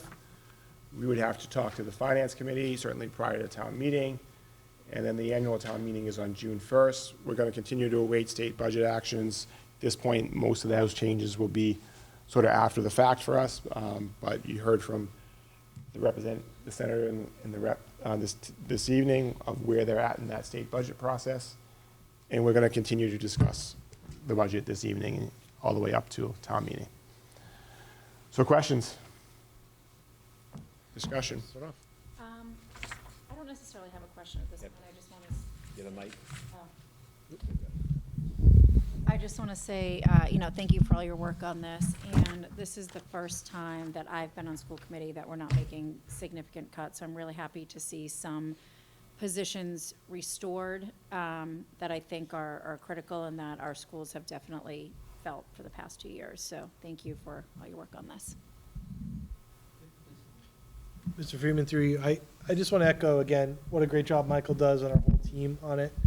I think it's important to note too that a big driver, when we talked earlier about the special ed reimbursement coming 2 years late, that's helped us this year, right? So we're getting for some of those issues from 2 years ago, and that's not something that's going to be there necessarily in the future too. So I just want that to be clear. Like that was a pretty Yeah, significant piece that helped us this year, and also some anomalies with some large numbers coming off. Absolutely. Yeah. So it is definitely a strange year. I keep saying to my new principals that it's not typically like this. Typically, we're having much more difficult conversations this time of year, but we are able to bring back a few pieces here. I just wanted to note one other thing too, is that our federal grants continue to go down. They're looking next year, we're anticipating continued reductions, and we, $40,000 to $50,000 for Title I and similar for Title II since I've been here, that we've lost. So over $100,000 in federal grants that we use. So when we talk about adding back interventionists, it's been very difficult that Mr. Clean works with the principals to try to say, how can we have some intervention support through Title I? As that money goes away, by able to reinstate some of these positions, I think the principals see some real value there. So that's where we're able to compromise and say we can make up that 32,000 from within that, because it's much better than what we have had this past year where they were all cut. So, thank you. I just wanted to echo what Jen said in terms of thank you, Mr. Connolly, because of your incredible work. We have you always manage to make it work, and I think we take this budget to town meeting and people don't always see what happens behind the scenes. And also just to say, whoever's listening online or whoever's not listening online and should be, this budget obviously includes some staffing restorations, response to enrollment, things like that. But I always want to highlight what's not being restored, and what we're not getting. Just keeping that in mind. Like, yes, coming to town meeting with this budget, but there are things that we've had to cut that are not getting restored. Things like French, and then some of the goals we have moving forward, like free full day kindergarten. So just making that be known that despite the clean budget we're coming to town meeting with, we're still not where we want to be. Absolutely. Yeah. Yeah. I'm sorry, if I could just say, and I appreciate Mr. Simons being here. There's been meetings where the room is packed, people are angry, teachers, wasn't too long ago, our principals are making position statements. The one fear I have is that I hope people are listening, because there's not a lot of people online. Our transcript will cover this as well, but just that idea that we were able to make it work this year, but the big picture forecast, the problems still remain, the things we talked about. And it's the special ed, and then it's also the fact that we made so many cuts the last 2 years that we're able to move forward this year. But that's not going to work for the long term, and we have to keep continuing to move our priorities forward and restore those things that were lost. Tim? On your side? No, I guess, so I thank you for, I know I asked for the budget offset slide. Sure, For the, yeah. for the account, so it's not, it's kind of eye-opening when you look at like what this goes back to the conversation we just had earlier with Representative Jones and Tom, Right. right? if we actually split the cost, what those user fees would look like, and that's stark. I don't think anybody would have any appetite for that, but at the same, and then on top of that, our student athletes are continuing to fundraise on top of that. Like, I guess one question, the bus transportation, the $975 there, is that the total cost of bus transportation, or is that the cost of the added bus transportation because we have the additional users? The 975 is our total cost to operate the 12 buses that we operate, Including the Daily. mandatory costs. including the mandatory cost, correct. That's all in, yes. Yep. That's the 12 buses to run 180 days to do their runs daily. Okay, Yep. good, okay.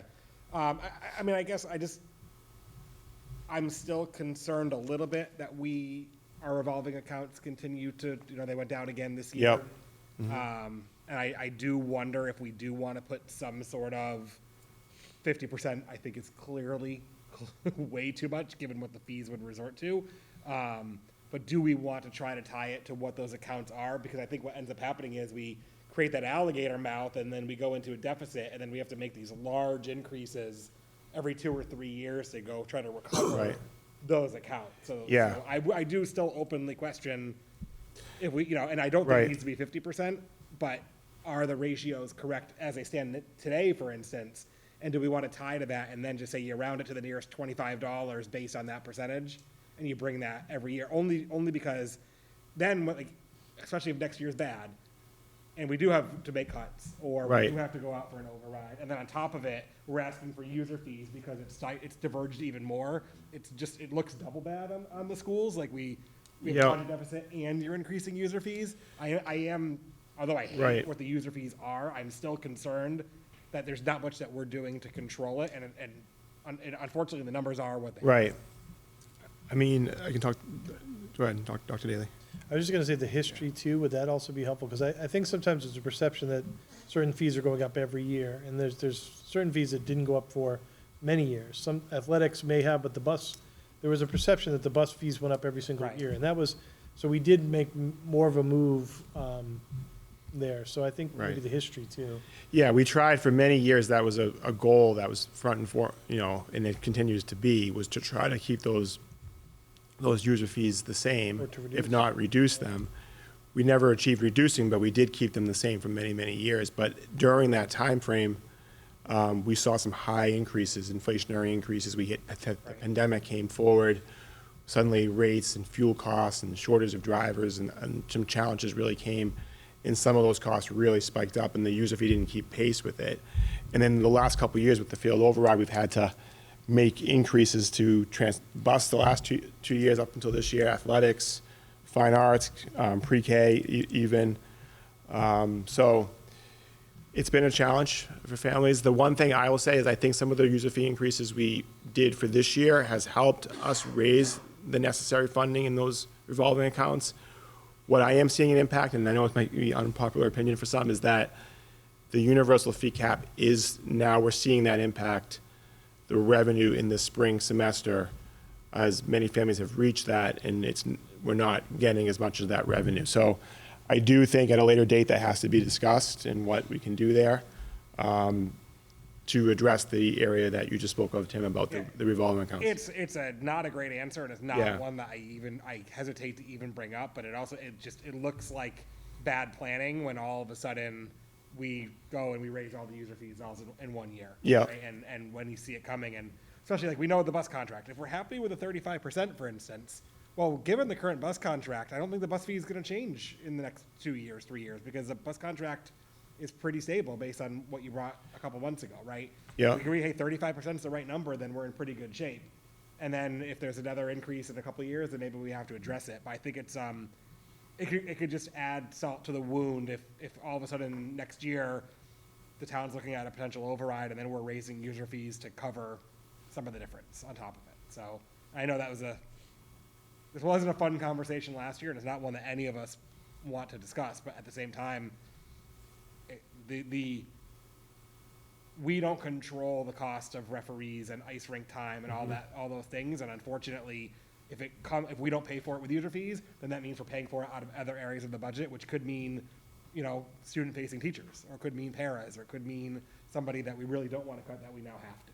So it's an uncomfortable discussion, but I think it's one that we at least have to have and agree on to the best of our ability. Yes, I agree. I guess my comments here are, first to echo the fact that we are very much, I'd say inching, but we're probably walking towards a fiscal cliff in the next year. Maybe a little longer than that, but probably in the next year. So I'll echo the fact that this is great for this year, but highly unusual, and B, absolutely not anticipated for next year. And it is absolutely correct to say we are starting those discussions of what does it mean to have a responsible but also impactful override, and where's that balance? And we're going to hear more of that as we get closer to town meeting, and we're going to hear more of that after town meeting. But I just want to make it very clear that that is where we are headed. The next piece of this is to say,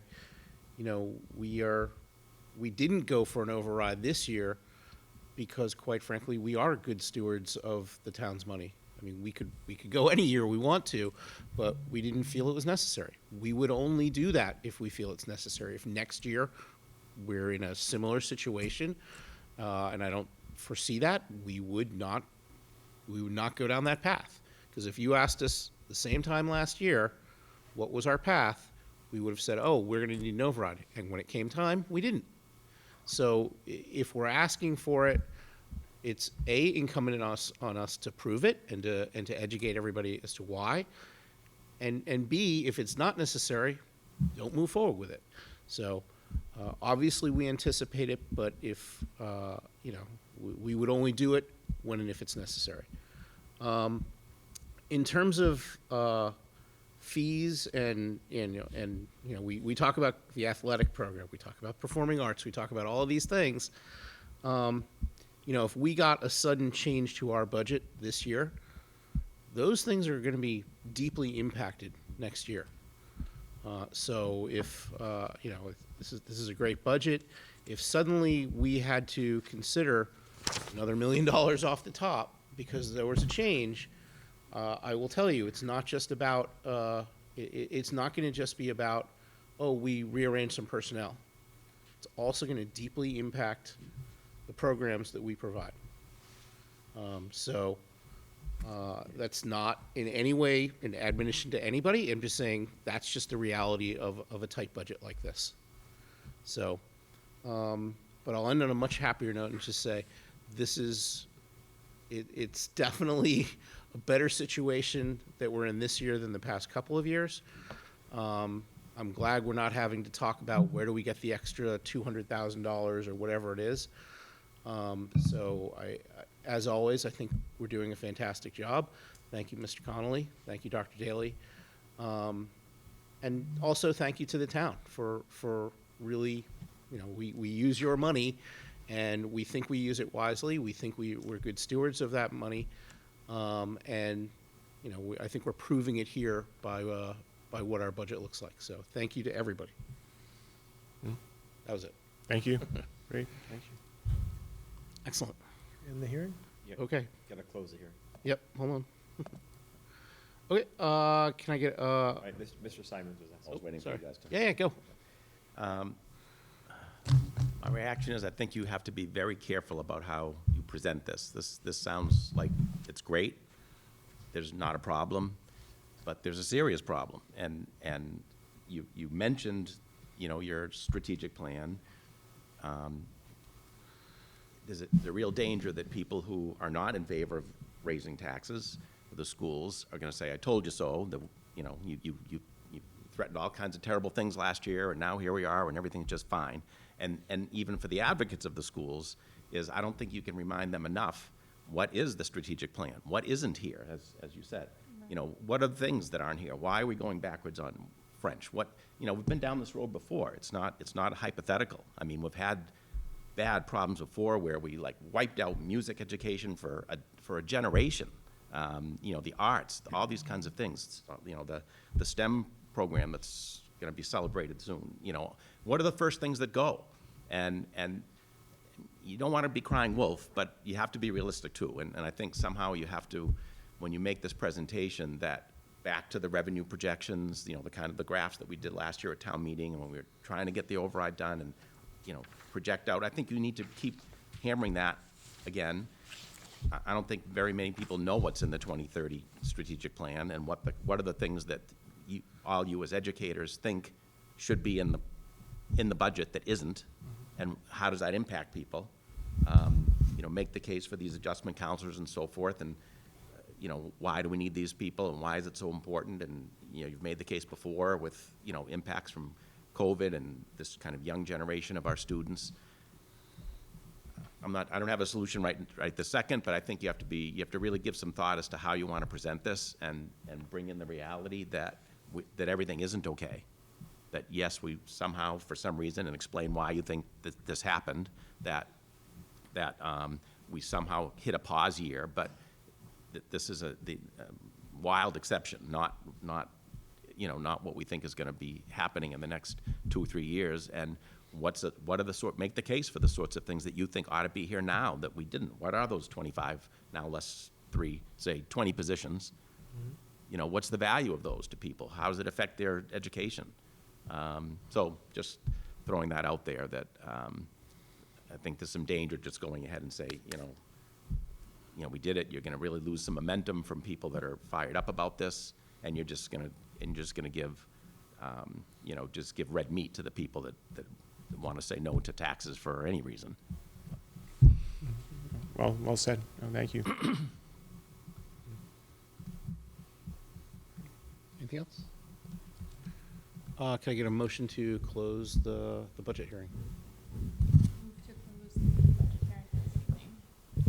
Second? We have a motion, we have a second. Any discussion? Hearing none, all those in favor say aye. Aye. Opposed? Approved 5-0. Now we'll move back to our regularly scheduled positions.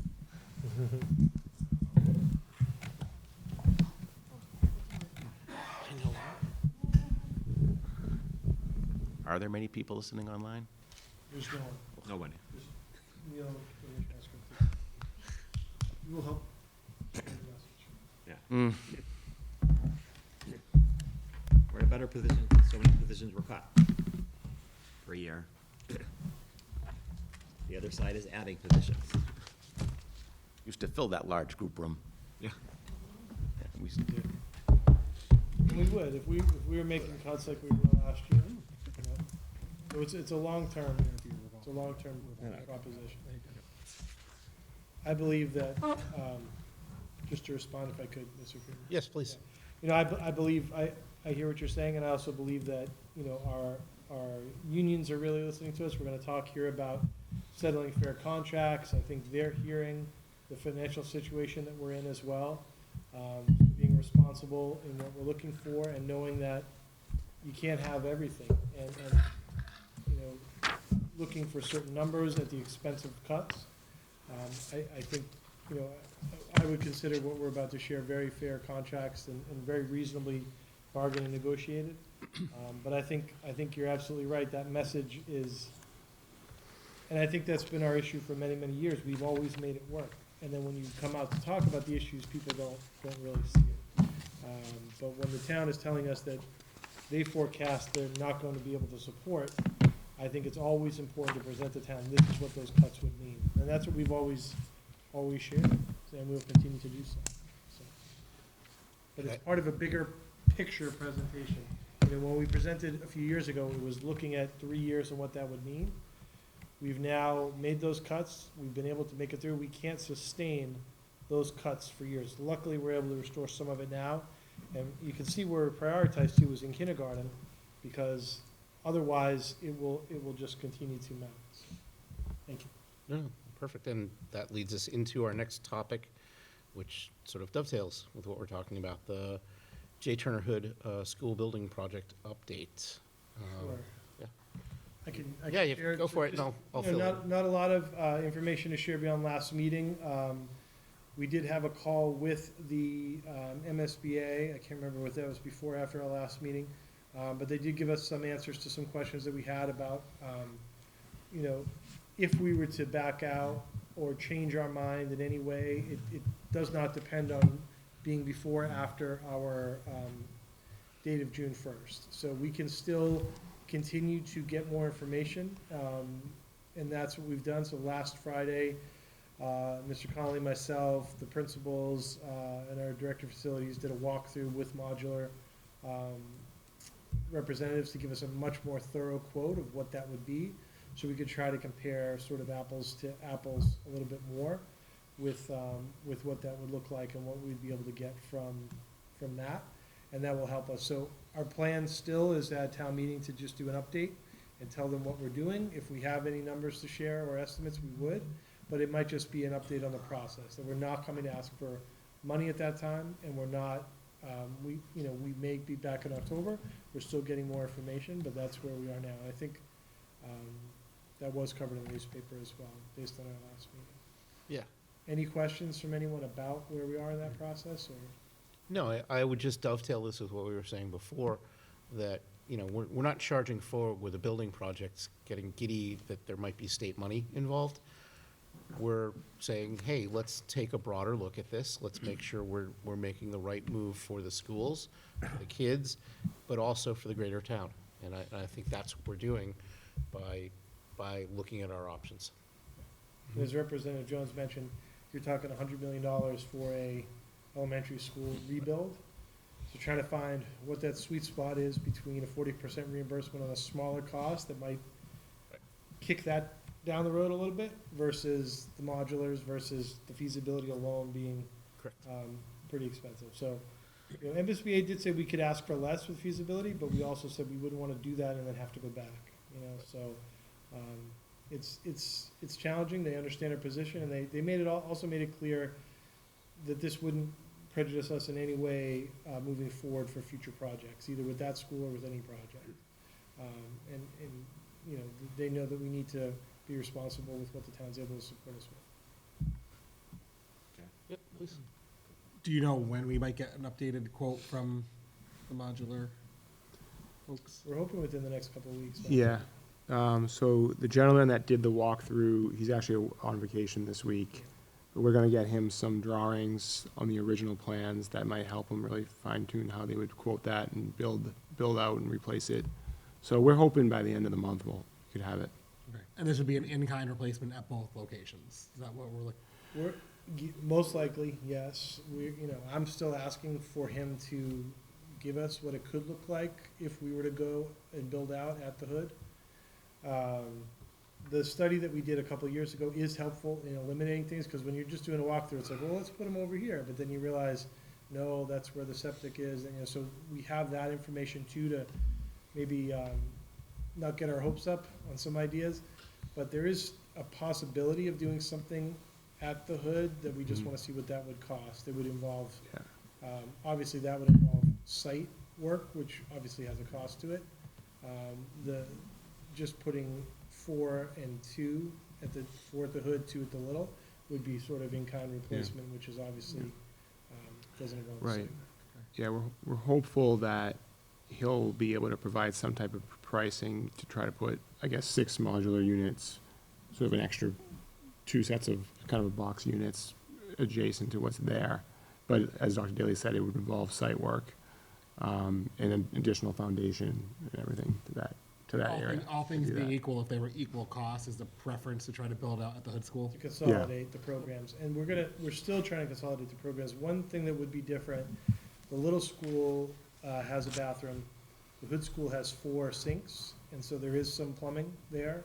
So we are asking them to provide us with the bathroom, so that we could, because that's a need right now. We don't have, we have at least one classroom at the hood that doesn't have the bathroom in the room, which is ideal for the pre-K classroom. So this would allow us to, even if it was just a 4, we may be able to do some consolidation, and we might have to move something else. The 6 would allow us to do the consolidation as we would plan through the full build. So we're trying to get those numbers. So there might be, here's 4, here's 6, here's, you know, different table to look at. one question, a couple of comments. Mr. Connolly, do you know, do the modulars come off the long-term debt schedule yet, or do you know when they're scheduled to?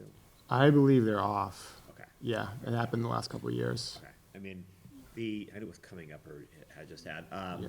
Two quick comments. Number one, just remember, I mean, we said it was apples to apples, like, we're not gonna have, the problem is, we're not gonna have the apples comparison on the new build, because without doing the feasibility study, and it's just such a huge impediment, I don't think it works, but more and more, I just think timing is the issue. I think the needs for the school, but also just the town, I think there's gonna be so many things coming up that is going to very much like confuse the issue, and it's just gonna get overwhelmed by fire stations and senior centers, that, again, my advice to you guys is, this should be a front burner issue as much as you can, because I just think there's gonna be so much other debt being put on in the future, that like, this is an immediate need, they're past their useful life, and like, we're not using some of the spaces right now, but we need them, we know, in the next year or two. And so I think the modular is quicker and it's less expensive, and I think we should do you guys should do anything we can to put this on the front burner and try to move forward as soon as you can, because I think there's some other big projects that are coming that are gonna overwhelm it, so. I think timing is a huge issue here, That's fair. yeah. Else? Okay. All right, why don't we keep moving? The paraprofessional contract. So I'll start this off and then, so go from there. Just to give the highlights, we had a good and serious negotiation with the paraprofessionals. It was very cordial, but very, down to business. And what you're seeing on the screen, I think, is the highlights of it. Cost of living adjustments, 4.34 over the next 3 years. Again, you'll notice that's a bit of a distance from what we've had with the last contract, but in working together, I think it's a very responsible and very reasonable agreement on both sides. The number of days worked is going to increase by a day from 181 to 182. There's been some language adjustments throughout the contract, as well as some holiday language, and also a mirroring of the wellness bank that we have and that we introduced in the teacher's contract in the last cycle is also going to be presented in the paraprofessionals as well. Those are the big ticket items. Obviously, there's some smaller items too, but that's pretty much where we landed. Anything I missed, or? No, this has been ratified by the Paraprofessionals Federation. Yep. And so we would want to vote to approve. Yep. Any questions? No, good job, Mr. Friedman and Dr. Daly. Okay, we need a motion to approve. Move to approve the North Reading Federation of Paraprofessionals contract? You don't have to say it like a question. I was just thinking for the years, or do I say for the years 2026 to 2029? Please, yeah. Yeah. That's fine. Second? We have a motion, we have a second. Any discussion? What? Try to keep it consistent for you. Any discussion? Hearing none, all those in favor say aye. Aye. Opposed? Approved 5-0. Mr. Freeman? If I could, just again to thank the paraprofessionals, President Nancy Scioli and their association, very respectful and fair negotiations, and I think they were very mindful of the situation we're in as a town, and I think they were very, and I think we're also very mindful of just how important they are to our district. You cannot Absolutely. run a school system without paraprofessionals. They do so much day to day in the trenches every day with our kids and at our schools. So we're very, very happy that we had a fair contract negotiated. Totally agree. Totally agree. On to the next one. The administrative assistance contract. Dr. Daly, do you want to share the details on this one? Yes. Very similar to the last time. We were looking at adding additional steps, 9 and 10, with a cost of living adjustment for 333. So being mindful of other contracts and where they are, and also just the total cost that we're spending there for adding those steps. We made several language updates, clarification around nursing coverage, meaning that the admin assistants are not nurses, are not providing nursing coverage. And there may be a time when they're asked to do something administrative to help, but just to clarify that. We have moved to all of our, we had sort of two different categories. We had a 46 and a 52-week employees. We now have all of our admin assistants at the 46, I'm sorry, at the 52, and so there's no 46. So that language was eliminated. And then a few other language updates throughout.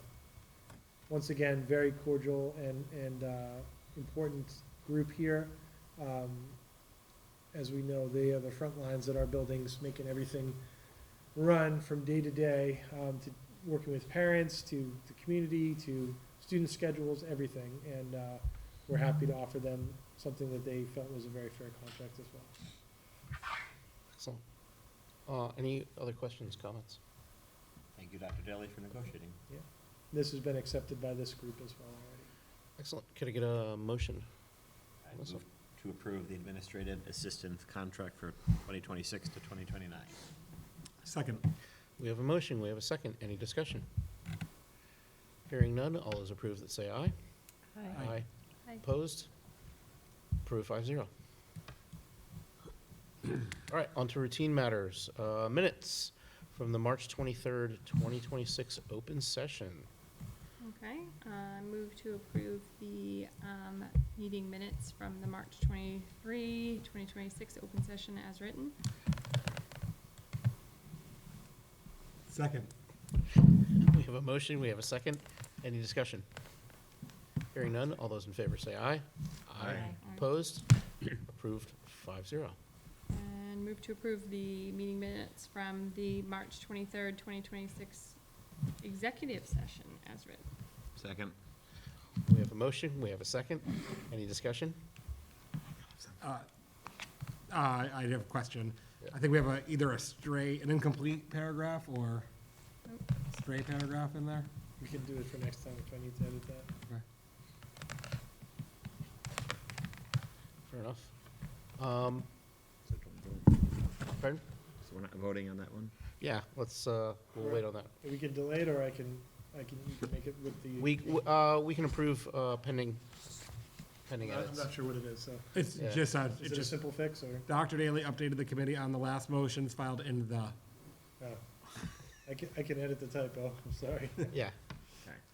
So why don't we have a motion pending edits? Sure. Okay. A second? Second. Okay. We have a motion, we have a motion, we have a second. Any discussion? All those in favor say aye. Aye. Opposed? Approved 5-0. We've already been through the budget, so no budget update at this time. Staffing. Just a couple of quick announcements. We had, Matthew Carpentino is, moved into a position for long-term substitute. He's been working in our buildings, and David Ball was hired as a custodian for the second shift. We've had, under the retirements, resignations, terminations, line trio, a building substitute, and Stone Robertson, a custodian second shift. So they've done great service in our district, and we appreciate where they're moving on to. I think we'll hear good things from Stone, especially. I'm a little more familiar with what he's doing next, so I'm excited for him. Great. Yep. Our loss, but hopefully their gain. Okay, bids and donations. All right. I move that the school committee vote to accept with gratitude a donation of $35 from Tom Ledoux to be used towards the baseball team at the high school. Second. We have a motion, we have a second. Any discussion? Hearing none, all those in favor say aye. Aye. Opposed? Approved 5-0. I move that the school committee vote to accept with gratitude a donation of $118.75 from Suzanne Cartledge to be used towards the Model UN Club at the high school. Second. We have a motion, we have a second. Any discussion? Hearing none, all those in favor say aye. Aye. Opposed? Approved 5-0. Okay, we actually have a grant. Awesome. I'm going to speak to this a little bit. This is you've heard about MyCap, which we have a grant from MyCap. we are continuing to do this work, but there's been a tremendous amount of work done this year by Dr. O'Connell, Ms. Oliveto, along with some members of their counseling and guidance teams, like school psychologists, to promote the vocational schools as a part of the, really, we'll say unfunded mandate, but here's a little bit of funding to help as we plan, really, as we think about MyCap. Some of this is working out those pathways and all the work that they're doing to try to bring in, we did see an increase in applications, as we talked about. But to really work into MyCap those considerations about careers, vocational careers, right? To have students really think about plumbing, carpentry, computers, as a part of that MyCap program, as well as this middle school exploration where they are,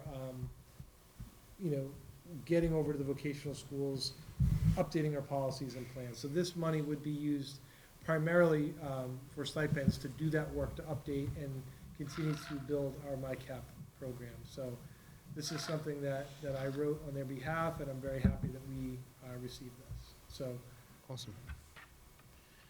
Do we need to, I don't think there's just anything. move to accept the 10,000. Can we hear? a Move motion? to accept the MyCap grant for $10,000. Second. Juice. I give it to Tim. Tim. I snuck in there.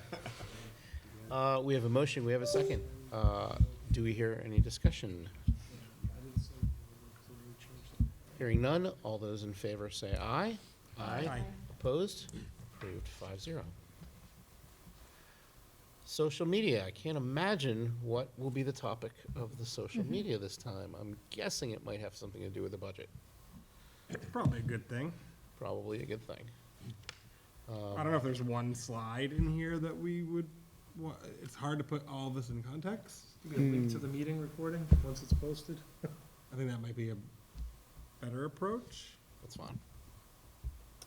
Are these slides posted on our website? They will be tomorrow morning, Well, right? kind of linked- we You Yeah. can pull some slides from there too. Yeah, it could be maybe like the pie chart about the, No, if you're gonna post them on the website, we could just reference the entire deck. and then- yeah. They'll be on there either tonight or tomorrow morning, yeah. Awesome. All right, on to the next section, the subcommittee updates. We had a financial planning team meeting on April 3rd. Several of us attended, Mr. Sutherland, Dr. Daly and I, Mr. Connolly. 10-cent tour, you'll never guess what we were talking about, budgets. It's, still was very much under discussion as to short and long-term planning. Most of it was on the municipal side. It's really the bulk of the discussion. And, obviously, we had our input there as well. But it's everything that really was seen in public purview as well. I mean, it really has all come out of what's being planned, and how we're all gonna come to a two-level budget. It's, I don't know that there's anything that hasn't already been talked about in, the select board meetings and/or here. But that's pretty much what we've been spinning around. I don't know if you guys wanna add anything specific, sure. Yeah, I'll just share again, thanks to the town for their collaborative and cooperative approach to get us to a place where we can arrive at a balanced budget. I think that the way we do it is thoughtful. We've been meeting, I think we started even earlier this year, meeting frequently as a lot of people, town administrator, town finance director, and all the members of the finance planning team. And I'm so thankful to work in a town and for you to live in a town where we are cooperative and we don't do things at the 11th hour on the floor of town meeting or other places. We're very thoughtful about that because we know what the impacts would be of any last minute suggestions or changes. We've done this in a thoughtful and balanced way. We're very respectful of the needs of the town and want to support them. We were able to offer a small amount to them to help them on their side before we got hit with sort of the last budget piece, but we're still able to offer them something. And we're very supportive. We did talk a lot about some of the cuts the town is facing. I know Mr. Friedman and I were invited to a discussion around youth services. And that's gonna continue as well because we believe in those services. We believe in supporting them, and we believe in the fire position. We believe in all the things that are needed. You know, as I said before, we really need all of these things. And we have to think about, you know, coming up with a way to maintain this moving forward, because we can't keep making cuts year after year after year. We need to support this town to grow. So thank you again to them for the process. Agreed, fair. Do you want a CIPC update, or? Do I? Yeah. Sure. So just quick, I mean, we have a CIPC meeting tomorrow morning. I think it might be the last one. And just from a school note, like, our first priority was the Hood School roof. I think that's gonna get approved.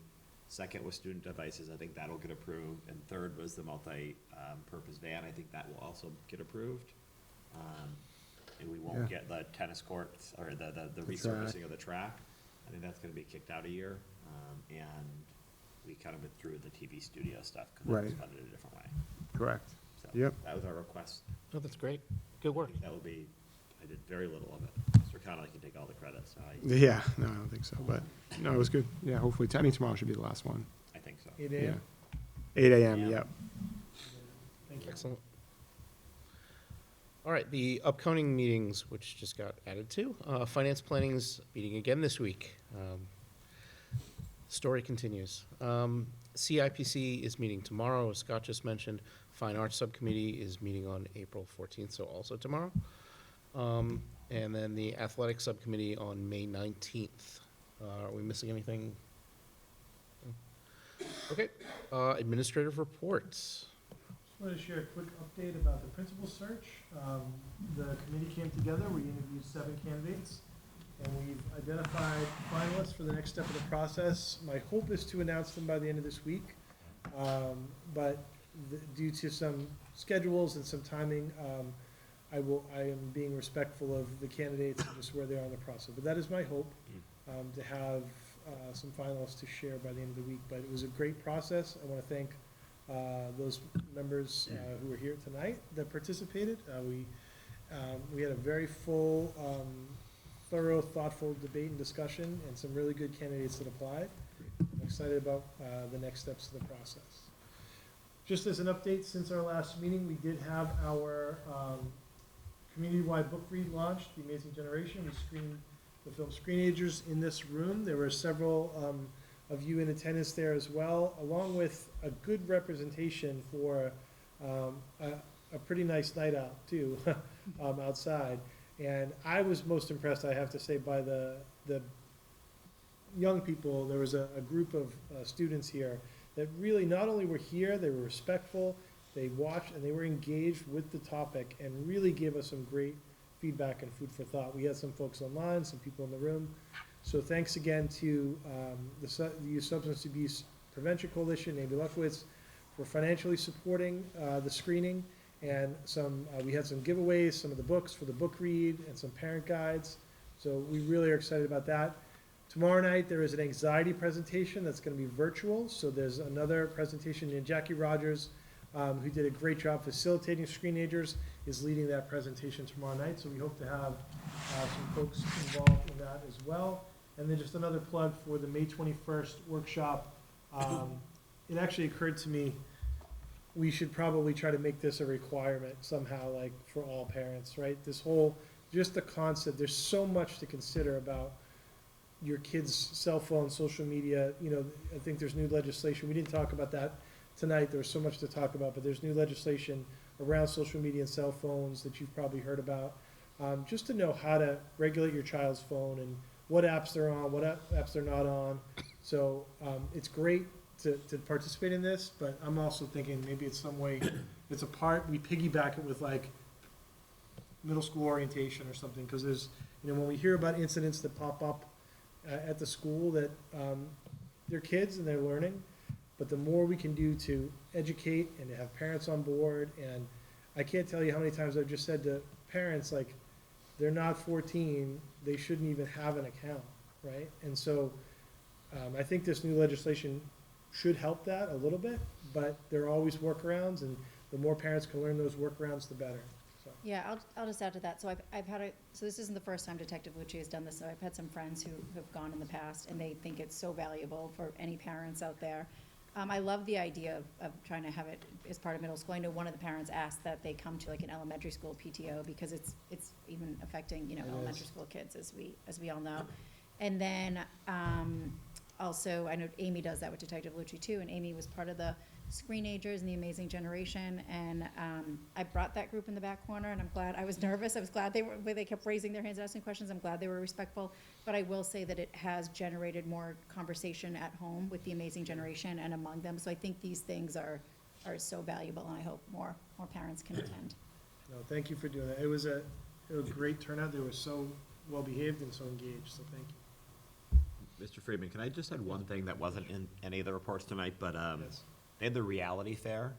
Again, I don't know if you guys all know what the reality fair is, but, It was in the student report. He listed a lot of things. oh, yeah, it was just thrown in there quickly, but like the reality fair, like, I'll say Mr. McGowan, who used to be on the school committee, was there. I was there. I know Miss Elkins, who's running, was there. I think it's a great day to get involved, and so like, if you don't know what it is, basically, the juniors are gonna do a middle school one too in a few weeks, so you could do that one as well, but it's the 11th graders, and middle school it's the 7th graders, and they basically give you your job. Like, you can choose between them. They give you your first year salary, and then you go to different tables to figure out the budget. So you have to figure out what your housing costs, what your student loans are gonna be, how to save for retirement, all these things, and you have to budget it all in, and then sometimes they're over, they go back and try to adjust it, so it was interesting. I mean, I think it's a really good, you know, program that happens, and they want community members to volunteer for it, so. When's the middle school one? It's for 7th graders. I can find it. I'm well aware. Tell you when it is, so. And that, Yes. Mr. Friedman, I would just add, that's one of those things that Youth Services has organized and offered in the past. And I think that's one of those things that we hope to continue, whatever that looks like. Those are, Yeah. as I've said, the services themselves, we need to find a way to make that go, even if we're not able to fund or support the director position Agreed. through the town. So, It's May 29th is the middle school one, and Amy Luckowitz is actually in charge of that one, so if you reach out to Amy. 'Cause she asked me at the last one if I could jump in again, so. yeah, I think that's come through the middle school council. I know at least Yeah. one 7th grader that will appreciate me I being know. there, or not really. I mean, my kids don't love that I call them out and yell "I love you" to them whenever I see them. I'm not that cruel. All right, anything else, Dr. Daly? Anything else on the administrative report? I think that Nothing covers else, it. Administrative report, no correspondence at this time. Excellent. All right, for future business, we've got an April 27th meeting at the Hood School. For those of us who have gone to the wrong school in the past, it's at the Hood School. And that's where we're also going to have the fiscal year 2027 budget vote. And we'll also do the Hood School presentation. And May 11th, after the next election, Cross those out. we will have that at the batch, and we'll do the school committee reorganization as well as the batch presentation. That's May 11th. And May 18th at the little school. All these small chairs we have to sit in. So that'll be on May 18th. So we're gonna close out of this and then go into executive session. Could I get a motion to adjourn and then go into executive session? I move to go into executive session for the purpose of discussing collective bargaining and/or litigation in that an open meeting may have a detrimental effect on the bargaining or litigating position of the public body, and to not return to open session. Second. What he said. We have a motion, we have a second, any discussion? Yep. I knew that. Just getting there. Okay, hearing none, we'll do a roll call vote. Scott? Aye. Aye. Aye. Aye. Jennifer? And I'm an aye as well. Approved 5-0. Thank you, Mr. Simons. Thank you all.